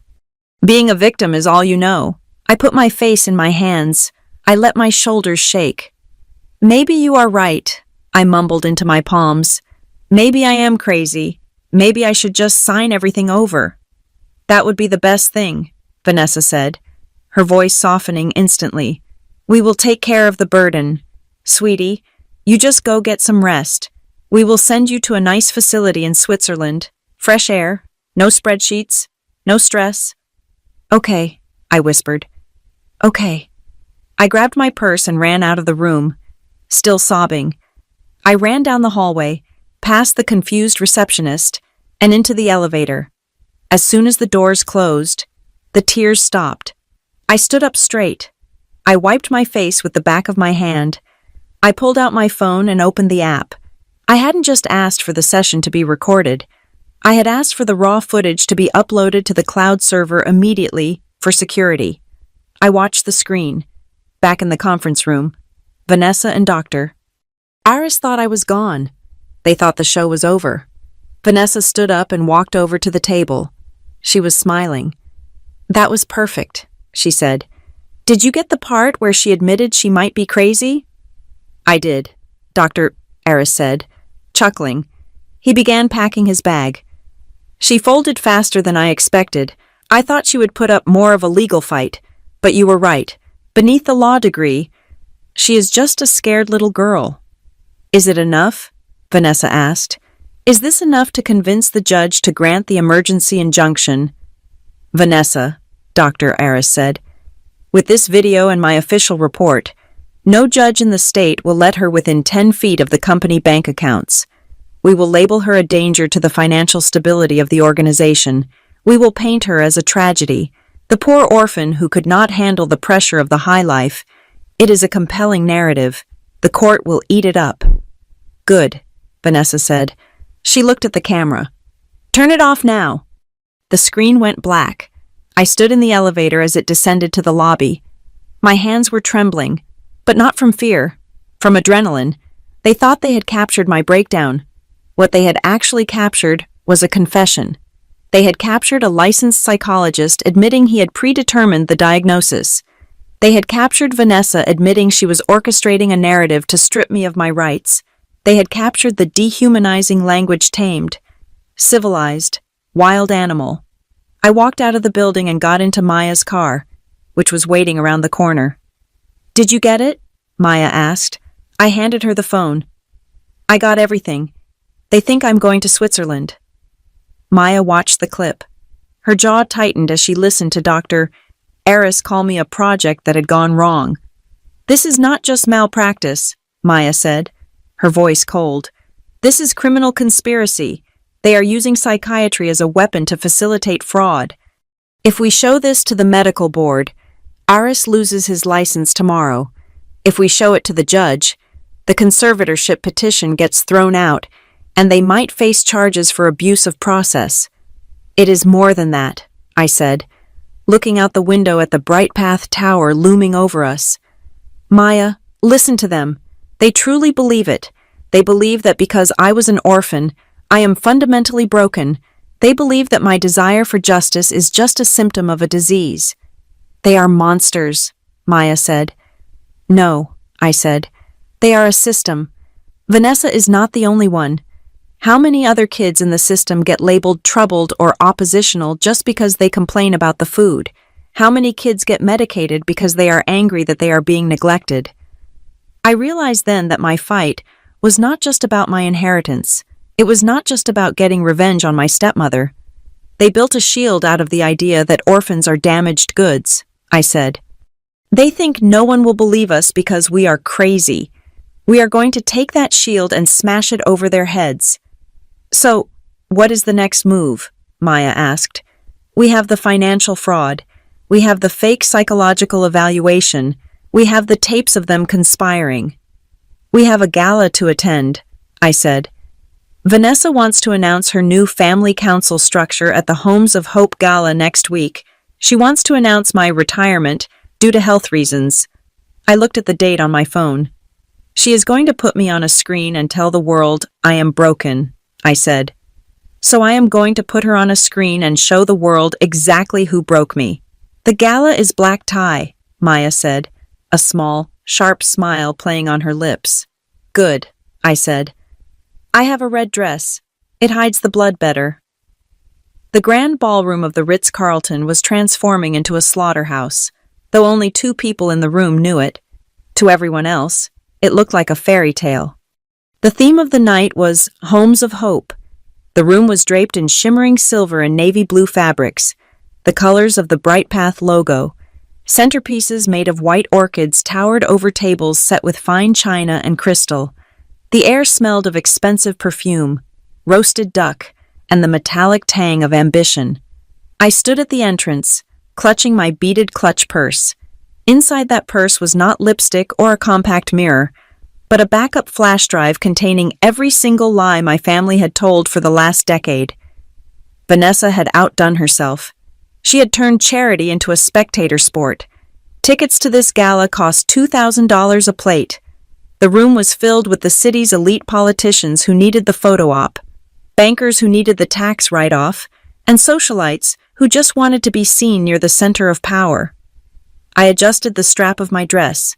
It was red, not the polite burgundy of a corporate dinner, but a bright, violent crimson. Maya had picked it out. She said if I was going to be the sacrificial lamb, I should at least dress like the knife. Speaking of Maya, she was currently 3 miles away, sitting in her office with the lights off, watching the clock, at 9 o'clock this morning, exactly 12 hours ago. Maya had walked into the office of the State Attorney General. She had hand-delivered a sealed box containing a hard drive and a 300-page legal brief. The cover letter requested a 24-hour embargo on the press release to ensure the safety of the evidence, but the digital timestamp on the receipt confirmed that the state now possessed proof of systemic embezzlement, fraud, and conspiracy to commit medical malpractice within the Bright Path network. At the same time, a courier had delivered 3 smaller, identical envelopes to the homes of the 3 independent members of the Bright Path Board of Directors: Dr. Evans, the pediatrician, Mr. Chang, the investment banker, and Mrs. Sterling, the social worker who had been asking tough questions for years. They were sitting at table 1, right near the stage. I watched them from the doorway. They were not drinking. They were leaning in close to each other, whispering, casting nervous glances toward the head table, where Vanessa was holding court. They knew. They had seen the summary. They were just waiting for the other shoe to drop. I took a breath and walked into the room. Vanessa had been very specific about my seating arrangement. I was the guest of honor in her speech, the tragic figure she was going to use to secure her power. But physically, I was an outcast. I walked past the prime tables near the stage. I walked past the mid-tier donors.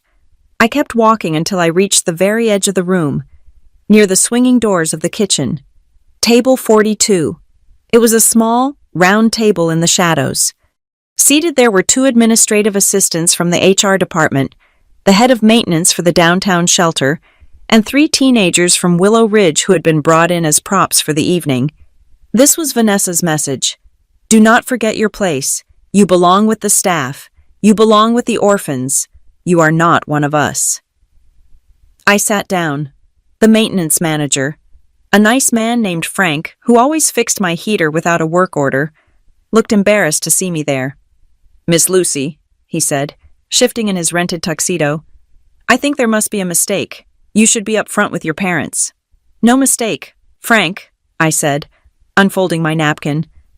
The view is better from back here. You can see the strings on the puppets. The lights dimmed. The low hum of conversation died down as a dramatic orchestral swell filled the room. A massive LED screen behind the stage flickered to life. It was the propaganda film. It started with a drone shot of Willow Ridge, bathed in golden hour sunlight. The peeling paint I knew so well had been digitally smoothed over. The music was soaring, inspirational. Then came the faces. Close-ups of children smiling, laughing, playing with brand new toys. I recognized the toys. They were the ones we kept in the storage closet and only brought out when the donors came to visit. A voiceover began. It was Edward's voice. Deep, reassuring, fatherly. Every child deserves a home, the voice said. Every child deserves a future. At Bright Path, we do not just provide shelter, we provide a family. The screen cut to a montage of Vanessa walking through a dormitory, touching a child's shoulder, looking concerned and benevolent. I looked at the screen and I dissected every frame. I saw the child Vanessa was touching. That was Timmy. I knew for a fact that Timmy had been denied a dental appointment last week because the discretionary health fund was empty. I saw the beautifully set dining table in the video. I knew that the roast chicken on the platter was plastic. I had seen the prop box myself. And then, the video shifted to me. It was a photo of me at 10 years old, holding my acceptance letter to private school, then a photo of my law school graduation, then a clip of me cutting a ribbon at a new center, the Bright Path Promise. Edward's voice intoned, from the orphanage to the executive suite. We change lives. The video ended on the company logo. The room erupted in applause. People were wiping tears from their eyes. They bought it. They bought every single second of it. The spotlight hit the stage. Vanessa walked out. She looked magnificent. She was wearing a gold gown that looked like armor. She stood at the podium, soaking in the applause, waiting for silence. She owned the room. Thank you, she said, her voice trembling with practiced humility. Thank you for believing in our mission. 20 years ago, my husband and I made a promise. We promised that we would not rest until every child in our care had the same opportunities as our own children. She looked down at table 1. She smiled at the independent directors, daring them to challenge her. Tonight, Vanessa continued, we are launching a new era for Bright Path. The challenges of the modern world require modern leadership. We need to be faster, leaner, and more efficient.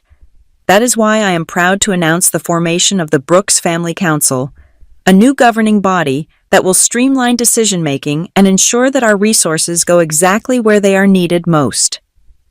Translation. She was seizing total control. The Family Council would bypass the board.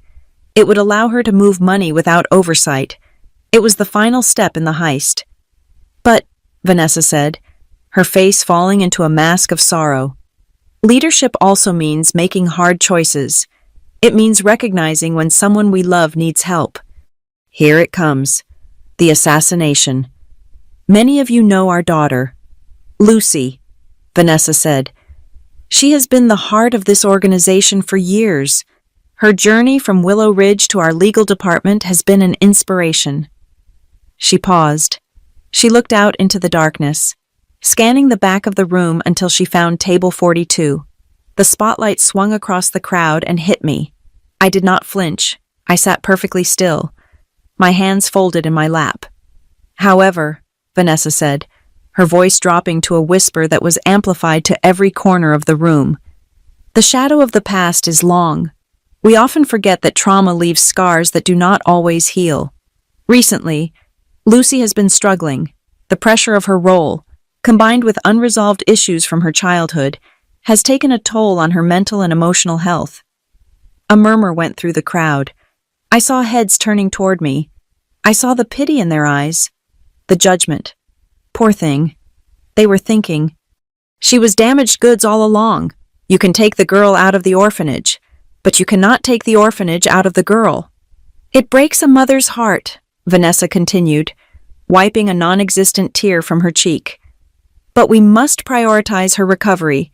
Therefore, effective immediately, Lucy will be stepping down from her executive duties to focus on her health. She will be transitioning to a quiet, advisory role where she can heal, surrounded by the family who loves her." The room was silent. It was a public execution disguised as a mercy killing. She was stripping me of my job, my reputation, and my power, all while looking like a saint. "We ask for your privacy and your prayers during this difficult time," Vanessa said. "Lucy, we love you. We are here for you." She led the applause. The room joined in. It was a slow, sympathetic applause. I looked straight into the camera lens that was projecting my face onto the giant screen. I did not cry. I did not look down. I did not look ashamed. I smiled. It was a cold smile, a shark smile. It was the smile of someone who knows that the building is rigged to blow, and she is the only one holding the detonator. I saw the confusion on a few faces. Why was the broken girl smiling? Why did she look like she was enjoying this at table 1? "Doctor." Evans looked at his phone. He whispered something to Mrs. Sterling. She nodded, her face grim. They stopped clapping. Vanessa did not notice. She was too busy basking in her victory. "And now," Vanessa announced, beaming, "I would like to invite my husband, the founder of Brightpath, the man who started it all, to say a few words. Ladies and gentlemen, Edward Brooks." The applause grew louder. Edward walked onto the stage. He looked terrible. From a distance, he might have passed for dignified. But on the massive high-definition screen, the cracks were visible. His skin was gray. There were dark circles under his eyes that makeup could not hide. He walked slowly, heavily, as if gravity was pulling him down harder than everyone else. He reached the podium. He adjusted the microphone. His hands were shaking. I watched him. I knew what was in his pocket. The night before, the camera in the living room had captured the moment. I had watched it on my feed. Edward, alone in the dark, cutting open the teddy bear. Edward, finding the memory card. Edward, putting it into his laptop and watching 6 years of secrets spill out. I had watched him weep in his study. I had watched him drink half a bottle of scotch. But I did not know what he would do. Would he destroy it? Would he burn the bear and bury the card? That is what a smart criminal would do. That is what Vanessa would do. But Edward was not a criminal mastermind. He was a weak man who wanted to be a hero. And weak men are unpredictable when they are cornered. He stood there, blinking in the harsh stage lights. He looked at Vanessa, who was standing a few feet away, clapping encouragingly. She nodded at him, mouthing the words, "Read the speech." He looked down at the teleprompter. "Good evening." The text scrolled. 20 years ago. I looked into the eyes of a little girl and saw a future. Edward cleared his throat. The sound echoed like a gunshot in the silent room. "Good evening," he said. His voice was hoarse. He put his hand in his jacket pocket. I held my breath. The maintenance manager next to me stopped chewing his bread roll. Even the air in the room seemed to freeze. Edward felt the small plastic square in his pocket. I could see the movement of his knuckles through the expensive wool of his tuxedo. It was heavy. It was lighter than a coin, but it carried the weight of a life sentence. He looked out at the audience. He looked past the lights, past the donors, past the lies. He looked all the way to the back of the room. He found me. I did not look away. I sat there in my red dress, the color of warning, and I stared him down. Choose. My eyes said, choose who you are. Are you the father who saved me? Or are you the monster who sold me? Edward pulled his hand out of his pocket. He was holding the memory card. It was tiny, black, insignificant. Vanessa saw it. Her smile faltered. She took a half step forward. Edward, she whispered, off mic. What are you doing? The speech. Edward looked at the card. Then he looked at the teleprompter. Then he looked at Vanessa. I had a speech prepared, Edward said into the microphone. He went off script. The crowd shifted. People sensed the change in tone.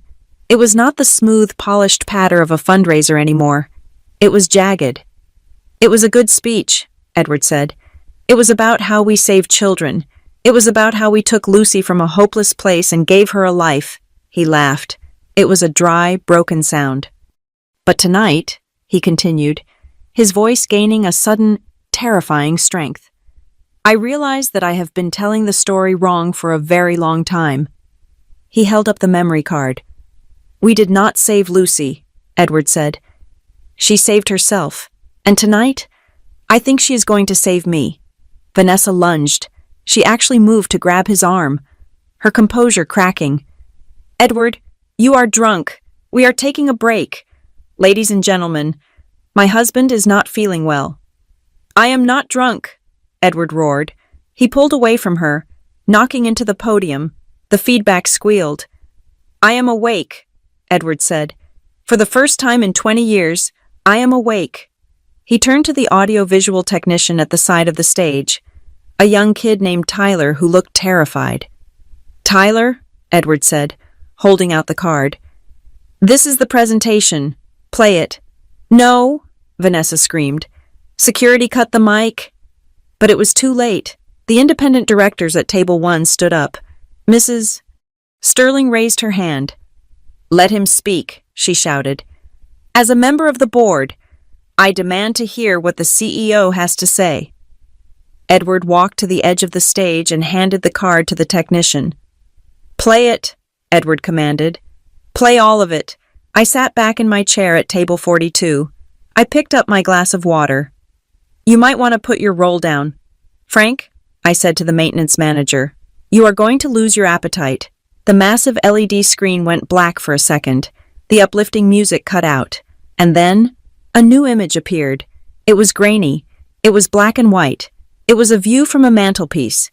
Looking up at a woman in a silk dress holding a glass of wine, the voice boomed through the speakers, clear and undeniable. If you hate this family so much, go back to the orphanage. Go back to where we found you. The ballroom gasped. The trial had begun. To understand why the ballroom of the Ritz-Carlton descended into chaos, you have to go back exactly 24 hours. You have to go back to a quiet study where a man sat alone with a bottle of scotch and a ragged teddy bear. I was not there, but I know exactly what happened. I know because the camera inside that bear was still rolling, recording its own discovery. It was 1 o'clock in the morning. The house was silent. Edward Brooks was sitting in his leather armchair, staring into the fire. He picked up the bear from the mantel. He had done this 1,000 times over the years, a sentimental habit I had noticed since I was a child. He would squeeze the stomach, remembering the day he handed it to me at Willow Ridge. But this time, when he squeezed, he heard it. Click. It was a tiny sound, a mechanical hiccup inside the stuffing. Edward froze. He brought the bear closer to his ear. He squeezed again. Click. He frowned. He reached for the small sewing kit he kept in his desk drawer for popped buttons. With trembling hands, he snipped the thread along the back seam. He dug his fingers into the cotton batting. When he pulled out the black plastic casing, he stared at it for a full minute. He turned it over. He saw the memory card slot. He saw the tiny lens that had been hiding behind the plastic eye. He did not call the police. He did not call Vanessa. He walked over to his laptop and inserted the card. The folder on the screen was titled simply Vanessa. 6 years. Edward opened the first file. It was a video from 3 years ago. Vanessa was in her dressing room, talking on the phone while checking her teeth in the mirror. She is just a prop for the donors. Darling. Vanessa's voice tinny but clear. Nobody cares about the girl. They care about the story. As long as she smiles and looks grateful, the checks keep clearing. Edward flinched as if he had been slapped. He clicked the next file. It was a meeting in the kitchen with Mr. Sterling. Cut the protein budget, Vanessa ordered, sipping a green juice. Give them more pasta. Carbohydrates are cheap and they make the kids sleepy. Easier to manage, but they are growing children. Sterling protested weakly. They are inventory. Gerald, Vanessa snapped. Manage your inventory. Edward's face went gray. He clicked the next file, and the next. Hundreds of hours of venom. Hundreds of insults. He watched his wife dismantle the very soul of the charity he had built. Then he clicked the file dated last week. The timestamp showed it was from the day of the Willow Ridge anniversary event. The camera angle was low, shooting up from the bookshelf in the conference room. If you hate Bright Path so much, go back to sleep with the kids in the crowded dorms. Vanessa's voice screamed, Go back to the orphanage. But Edward did not look at Vanessa in the video. He looked at himself. He saw himself standing there in the corner of the frame, silent, passive. He saw his own cowardice captured in high definition. He saw himself let his daughter be evicted from her own history, and he said absolutely nothing. In the study, the real Edward closed the laptop. He put his head in his hands, and he wept. He did not weep for me. He wept because he finally realized that the villain of the story was not just the woman screaming, it was the man who let her, back in the present. The applause in the ballroom was dying down.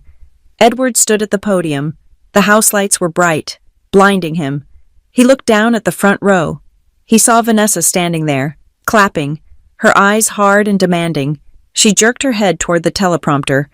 A silent command. Read the words. Then Edward looked past her. He looked all the way to the back of the room, to table 42 in the shadows. He saw me. I was sitting next to the kitchen doors, exiled to the edge of the world. I met his gaze. I did not smile. I did not wave. I just watched him. He looked down at the speech prepared for him.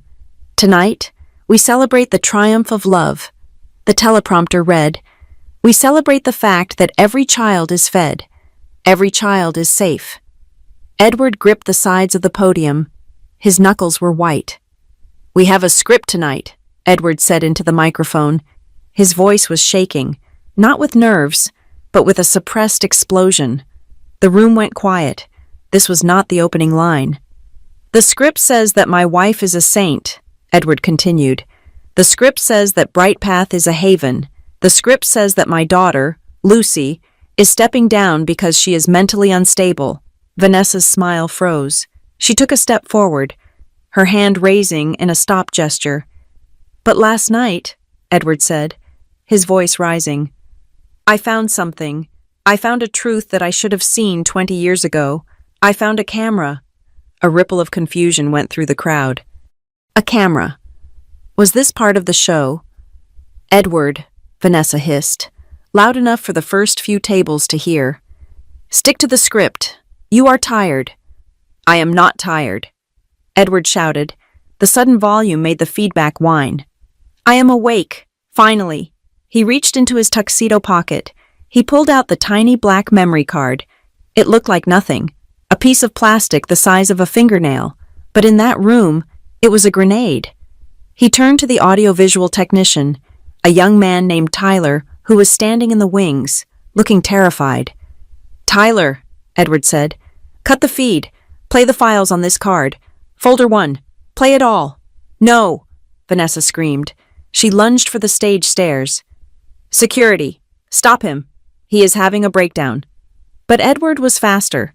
He tossed the card to Tyler. Play it, Edward roared. Let them see who we really are. I looked at Maya, who was sitting 2 tables away. She nodded. This was it. The plan had changed. I was supposed to leak this to the press tomorrow. I was supposed to use it in a courtroom, but my father had decided to turn the gala into a courtroom. The massive LED screen behind the stage flickered. The beautiful, slow-motion footage of smiling children vanished. Static filled the screen for a second. Then, the image resolved. It was grainy. It was black and white. It was the view from the conference room shelf, on the giant screen, 30 feet tall. Vanessa's face appeared. She was twisted in rage. "You are nothing," the giant Vanessa screamed. "You are just a genetic accident that we cleaned up." The ballroom gasped. It was a collective intake of breath that sucked the air out of the room. Vanessa froze halfway up the stairs. She stared at her own face on the screen. "If you hate the way we do business so much, Lucy, then leave." The video Vanessa sneered. "Go back to the orphanage." The words echoed off the crystal chandeliers. "Go back to the orphanage." Edward stood on the stage, his head bowed. In the video, the Edward on the screen stood silently in the corner, watching the abuse happen. The real Edward pointed at the screen. "That is me," he said into the microphone. "Look at me. I am standing right there. I let it happen. I signed the checks. I looked the other way." Vanessa scrambled onto the stage. She grabbed the microphone stand. "It is a deep fake," she shrieked. Her voice was shrill, panicked. "It is AI. Someone edited this. They are trying to ruin us. Turn it off." She looked wild. Her hair was coming loose from its pins. The golden armor of her dress suddenly looked like a costume. "It is taken out of context," she yelled at the donors. We were having a private argument. She was hysterical. I was trying to snap her out of it. But the screen flickered again. The next clip played. This one was from the kitchen. Vanessa was holding a glass of wine, laughing with the CFO. "Why do they need new coats?" The video Vanessa asked. "They are used to being cold. It builds character. Besides, if we cut the heating budget, we can afford the rebrand for the foundation. And the food?" the CFO asked. "They won't notice," Vanessa said, waving her hand dismissively. "A child who has been starving doesn't know the difference between grade A beef and filler. They should be grateful they are eating at all. They forget what hunger feels like." The silence in the room was total. It was the silence of a tomb. Vanessa stopped screaming. She looked at the screen. She looked at the audience. She saw the faces of the donors, the bankers, the politicians. They were not looking at her with admiration anymore. They were looking at her with revulsion. "They forget what hunger feels like," I whispered from my table in the back. I stood up. "I did not forget," I said. My voice was not amplified, but in the dead silence of the room, it carried. Vanessa turned to look at me. Her eyes were wide, terrified. She looked small on that stage, dwarfed by the video of her own cruelty. At table 1, Mrs. Sterling stood up. She was trembling with rage. "Stop this gala," she commanded.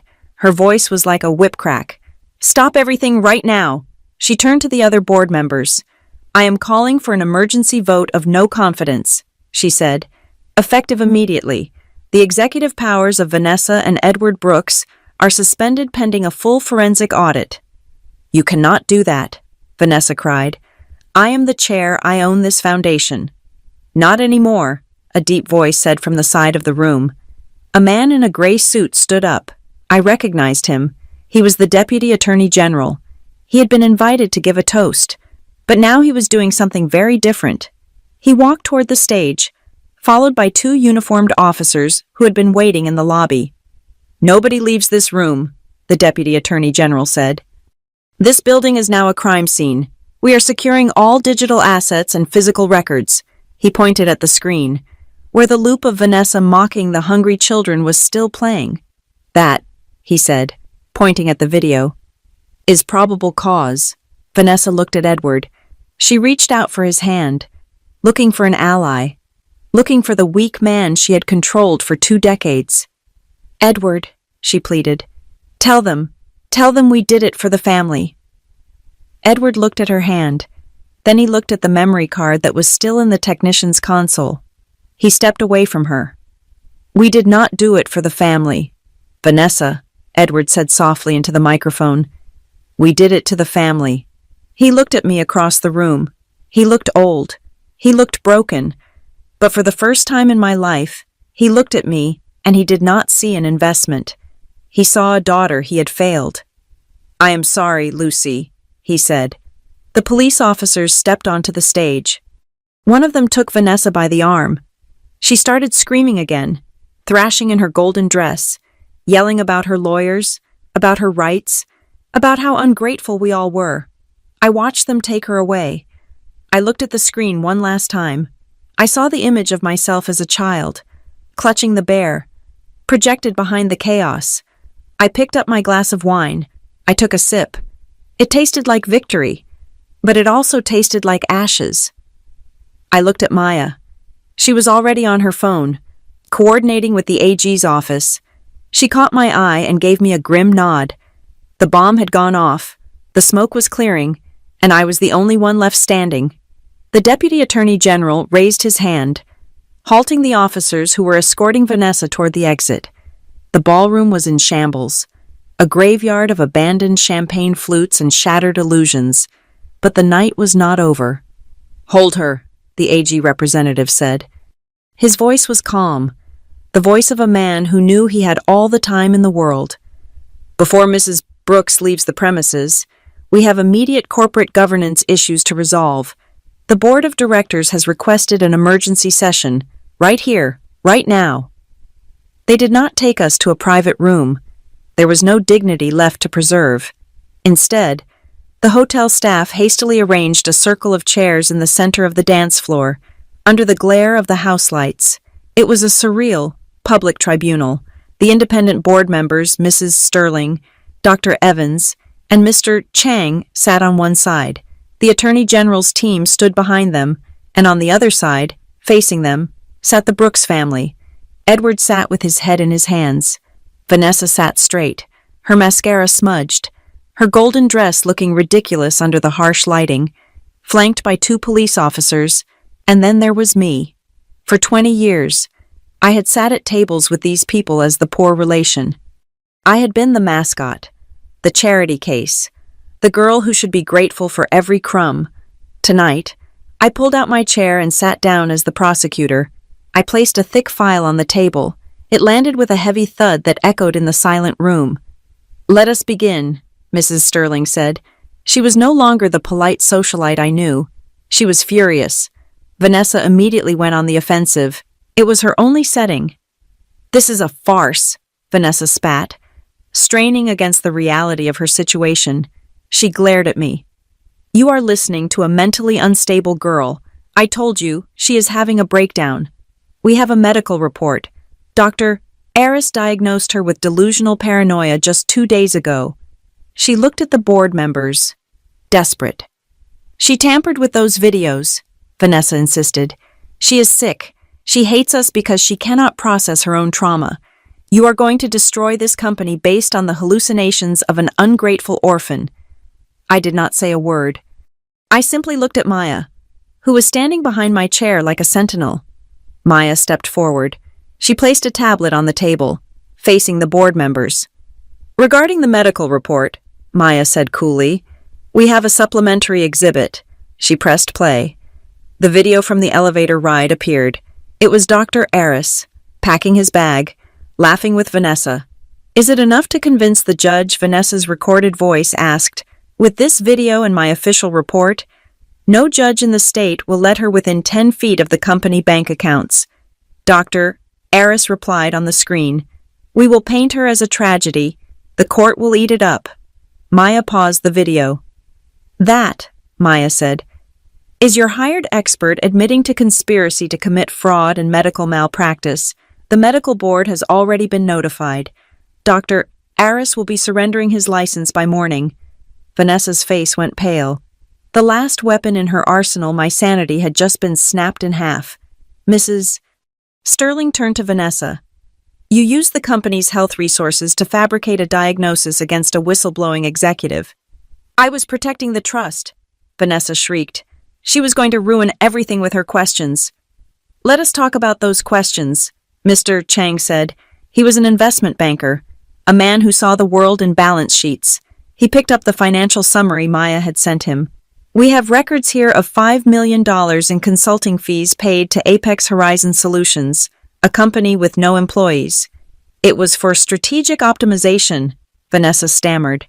It was a shell company, I said. It was the first time I had spoken. My voice was steady, cold. The money flowed from the foster care grant, through Apex, and into a private holding company called VB Holdings. I traced the routing numbers. That holding company just put a down payment on a villa in Tuscany. Mr. Chang looked at Edward. Edward, he said, you are the CEO. Did you authorize these payments? Edward looked up. His eyes were red. He looked at Vanessa, who was signaling him with her eyes to lie, to deny, to fight. Then he looked at me. He looked at the daughter he had bought. Yes, Edward whispered. Speak up, the Deputy Attorney General ordered. Yes, Edward said, his voice cracking. I signed the contracts. Did you know the money was being diverted from the nutritional budget? Mrs. Sterling asked. Did you know children were eating expired food so your wife could buy a villa? Edward flinched. It was not that simple, he pleaded. We needed to maintain the image. If the donors saw us struggling, the donations would stop. I thought it was a necessary cost. I thought if we saved the company, we could save more children in the long run. A necessary cost, I repeated. I stood up. I walked around the table until I was standing right in front of him. Dad, I said. The word felt like a farewell. Do you know what hunger feels like? He looked down at his shoes. Lucy, please. No, look at me, I commanded. Do you know what it feels like to wake up at 3 a.m. because your stomach hurts so bad you cannot sleep? Do you know what it feels like to drink water until you feel sick, just to trick your body into thinking it is full? I didn't want that for you, he stammered. But you allowed it for them, I said.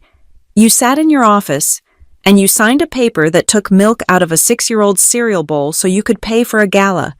You do not get to talk about the greater good. I have been that child. I know the difference between a business cost and the feeling of starving. The room was silent. Mrs. Sterling stood up. I call for a vote, she said. Motion to immediately remove Vanessa Brooks from all positions within the Bright Path Foundation and to strip her of all voting rights. Seconded, Dr. Evans said. Seconded, Mr. Chang said. Motion carries, Mrs. Sterling said. She turned to the police officers. She is no longer a corporate officer. You may take her. Vanessa stood up. She tried to maintain her dignity, but as the handcuffs clicked onto her wrists, the facade crumbled. She started screaming at Edward. You coward, she yelled, as they dragged her toward the doors. I did this for you. I built this for you. You are nothing without me. Her screams echoed down the hallway until the heavy doors swung shut. The silence that followed was heavy. The Deputy Attorney General stepped forward. We will be seizing all servers tonight. Edward, you are not under arrest at this moment, but you are a subject of this investigation. Do not leave the state. Edward nodded. He looked like a ghost. The board members began packing up their papers. The show was over. The empire had fallen. Edward stood up slowly. He looked at me. He took a step toward me, his hands open in a gesture of pleading. Lucy, he said. I did not step back, but I did not step forward. I can fix this, he said. Desperation crept into his voice. Vanessa is gone. The cancer is cut out. We can rebuild. I want you to take the job. The real job. Become the CEO. You and me. We can make Bright Path what it was supposed to be. We can make it right from the inside. He wanted absolution. He wanted me to help him glue the pieces of his legacy back together so he could tell himself he was still a good man. I looked at him. I saw the man who had given me a bike, the man who had paid for my college, the man who had watched me being abused on a video screen and done nothing for 6 years. No, I said. Edward blinked. What? I am not going to help you save the company. Dad, I said. Because the company is the problem. You cannot build charity on a foundation of lies. But the children, he said. Who will look after the children? I will, I said. But not as your daughter, and not as your employee. I turned to the Deputy Attorney General. I am offering my services to the state as a special monitor during the transition. I said, I know where the bodies are buried. I know every loophole they used. I will help you dismantle the fraud. And I will ensure that every single dollar in the accounts goes to the facilities, not the executives. We would welcome that, the AG representative said. I turned back to Edward. I am going to protect those kids, I said, but I'm not going to protect the name Brooks. That name is over. I picked up my clutch purse.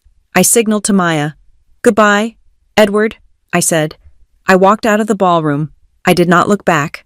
I walked out of the Ritz-Carlton, into the cool night air, and I finally took a breath that felt entirely my own. 2 days later, the scene was very different. There were no chandeliers. There was no champagne. There was only the gray sunlight of a Tuesday afternoon hitting the peeling paint of Willow Ridge. The parking lot was full of vans, but they were not catering trucks. They belonged to the state auditor's office and the Department of Child Services.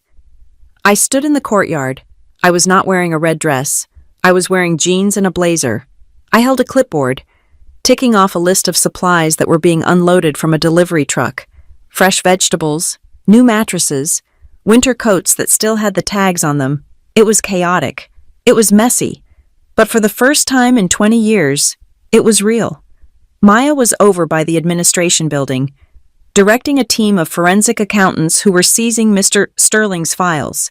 Sterling himself had been escorted out an hour ago, sweating and crying. I felt a tug on my sleeve. I looked down. It was Bella, the little girl who had asked about the roast beef. She was wearing her own clothes today, a faded pink sweater, but she was holding an apple, a fresh, red apple. Miss Lucy, she asked. Hi, Bella, I said, crouching down to her level. Are the cameras gone? She asked. Yes, I said. The cameras are gone. No more photos. She took a bite of the apple. It made a loud, crisp crunch. Are you staying? She asked. With us? I looked at the building. I looked at the dormitory window where I used to sleep. I looked at the ghost of the girl I used to be. I knew that if I stayed, I would always be the owner. I would always be the lady in the suit. And they needed something else right now. They needed a system that worked without a savior. No, Bella, I said gently. I cannot live here. My job is to make sure that the people who do live here treat you right. I am going to be watching them, to make sure they never steal your dinner again. Like a superhero, she asked, smiling. No, I said. Like a lawyer. I stood up. I watched her run back to her friends. I walked to the gate of the orphanage. I looked back one last time. The banner that said the Bright Path Promise had been torn down. All that was left was the brick and the sky. I turned to face you. Yes, you. The one who has been watching this whole time. I looked straight into the lens of the imaginary camera that has followed me from the boardroom to the ballroom. They told me I should be grateful, I said. They told me that because they saved me, they owned me. But gratitude is not a debt you pay with your silence. I leaned in closer. If you are out there and someone is using their charity to keep you on your knees, if someone is holding their kindness over your head like a weapon, stand up. I tapped the side of my head. You have the truth. You have your voice. I smiled, and this time, it was a real smile. And if that doesn't work, I said, remember the most important lesson I learned from the Brooks family start recording, because the only thing evil hates more than a good person is a live microphone. Thank you so much for listening to my story. I hope it reminds you that the truth always has a way of coming out, even if you have to hide it inside a teddy bear for 20 years.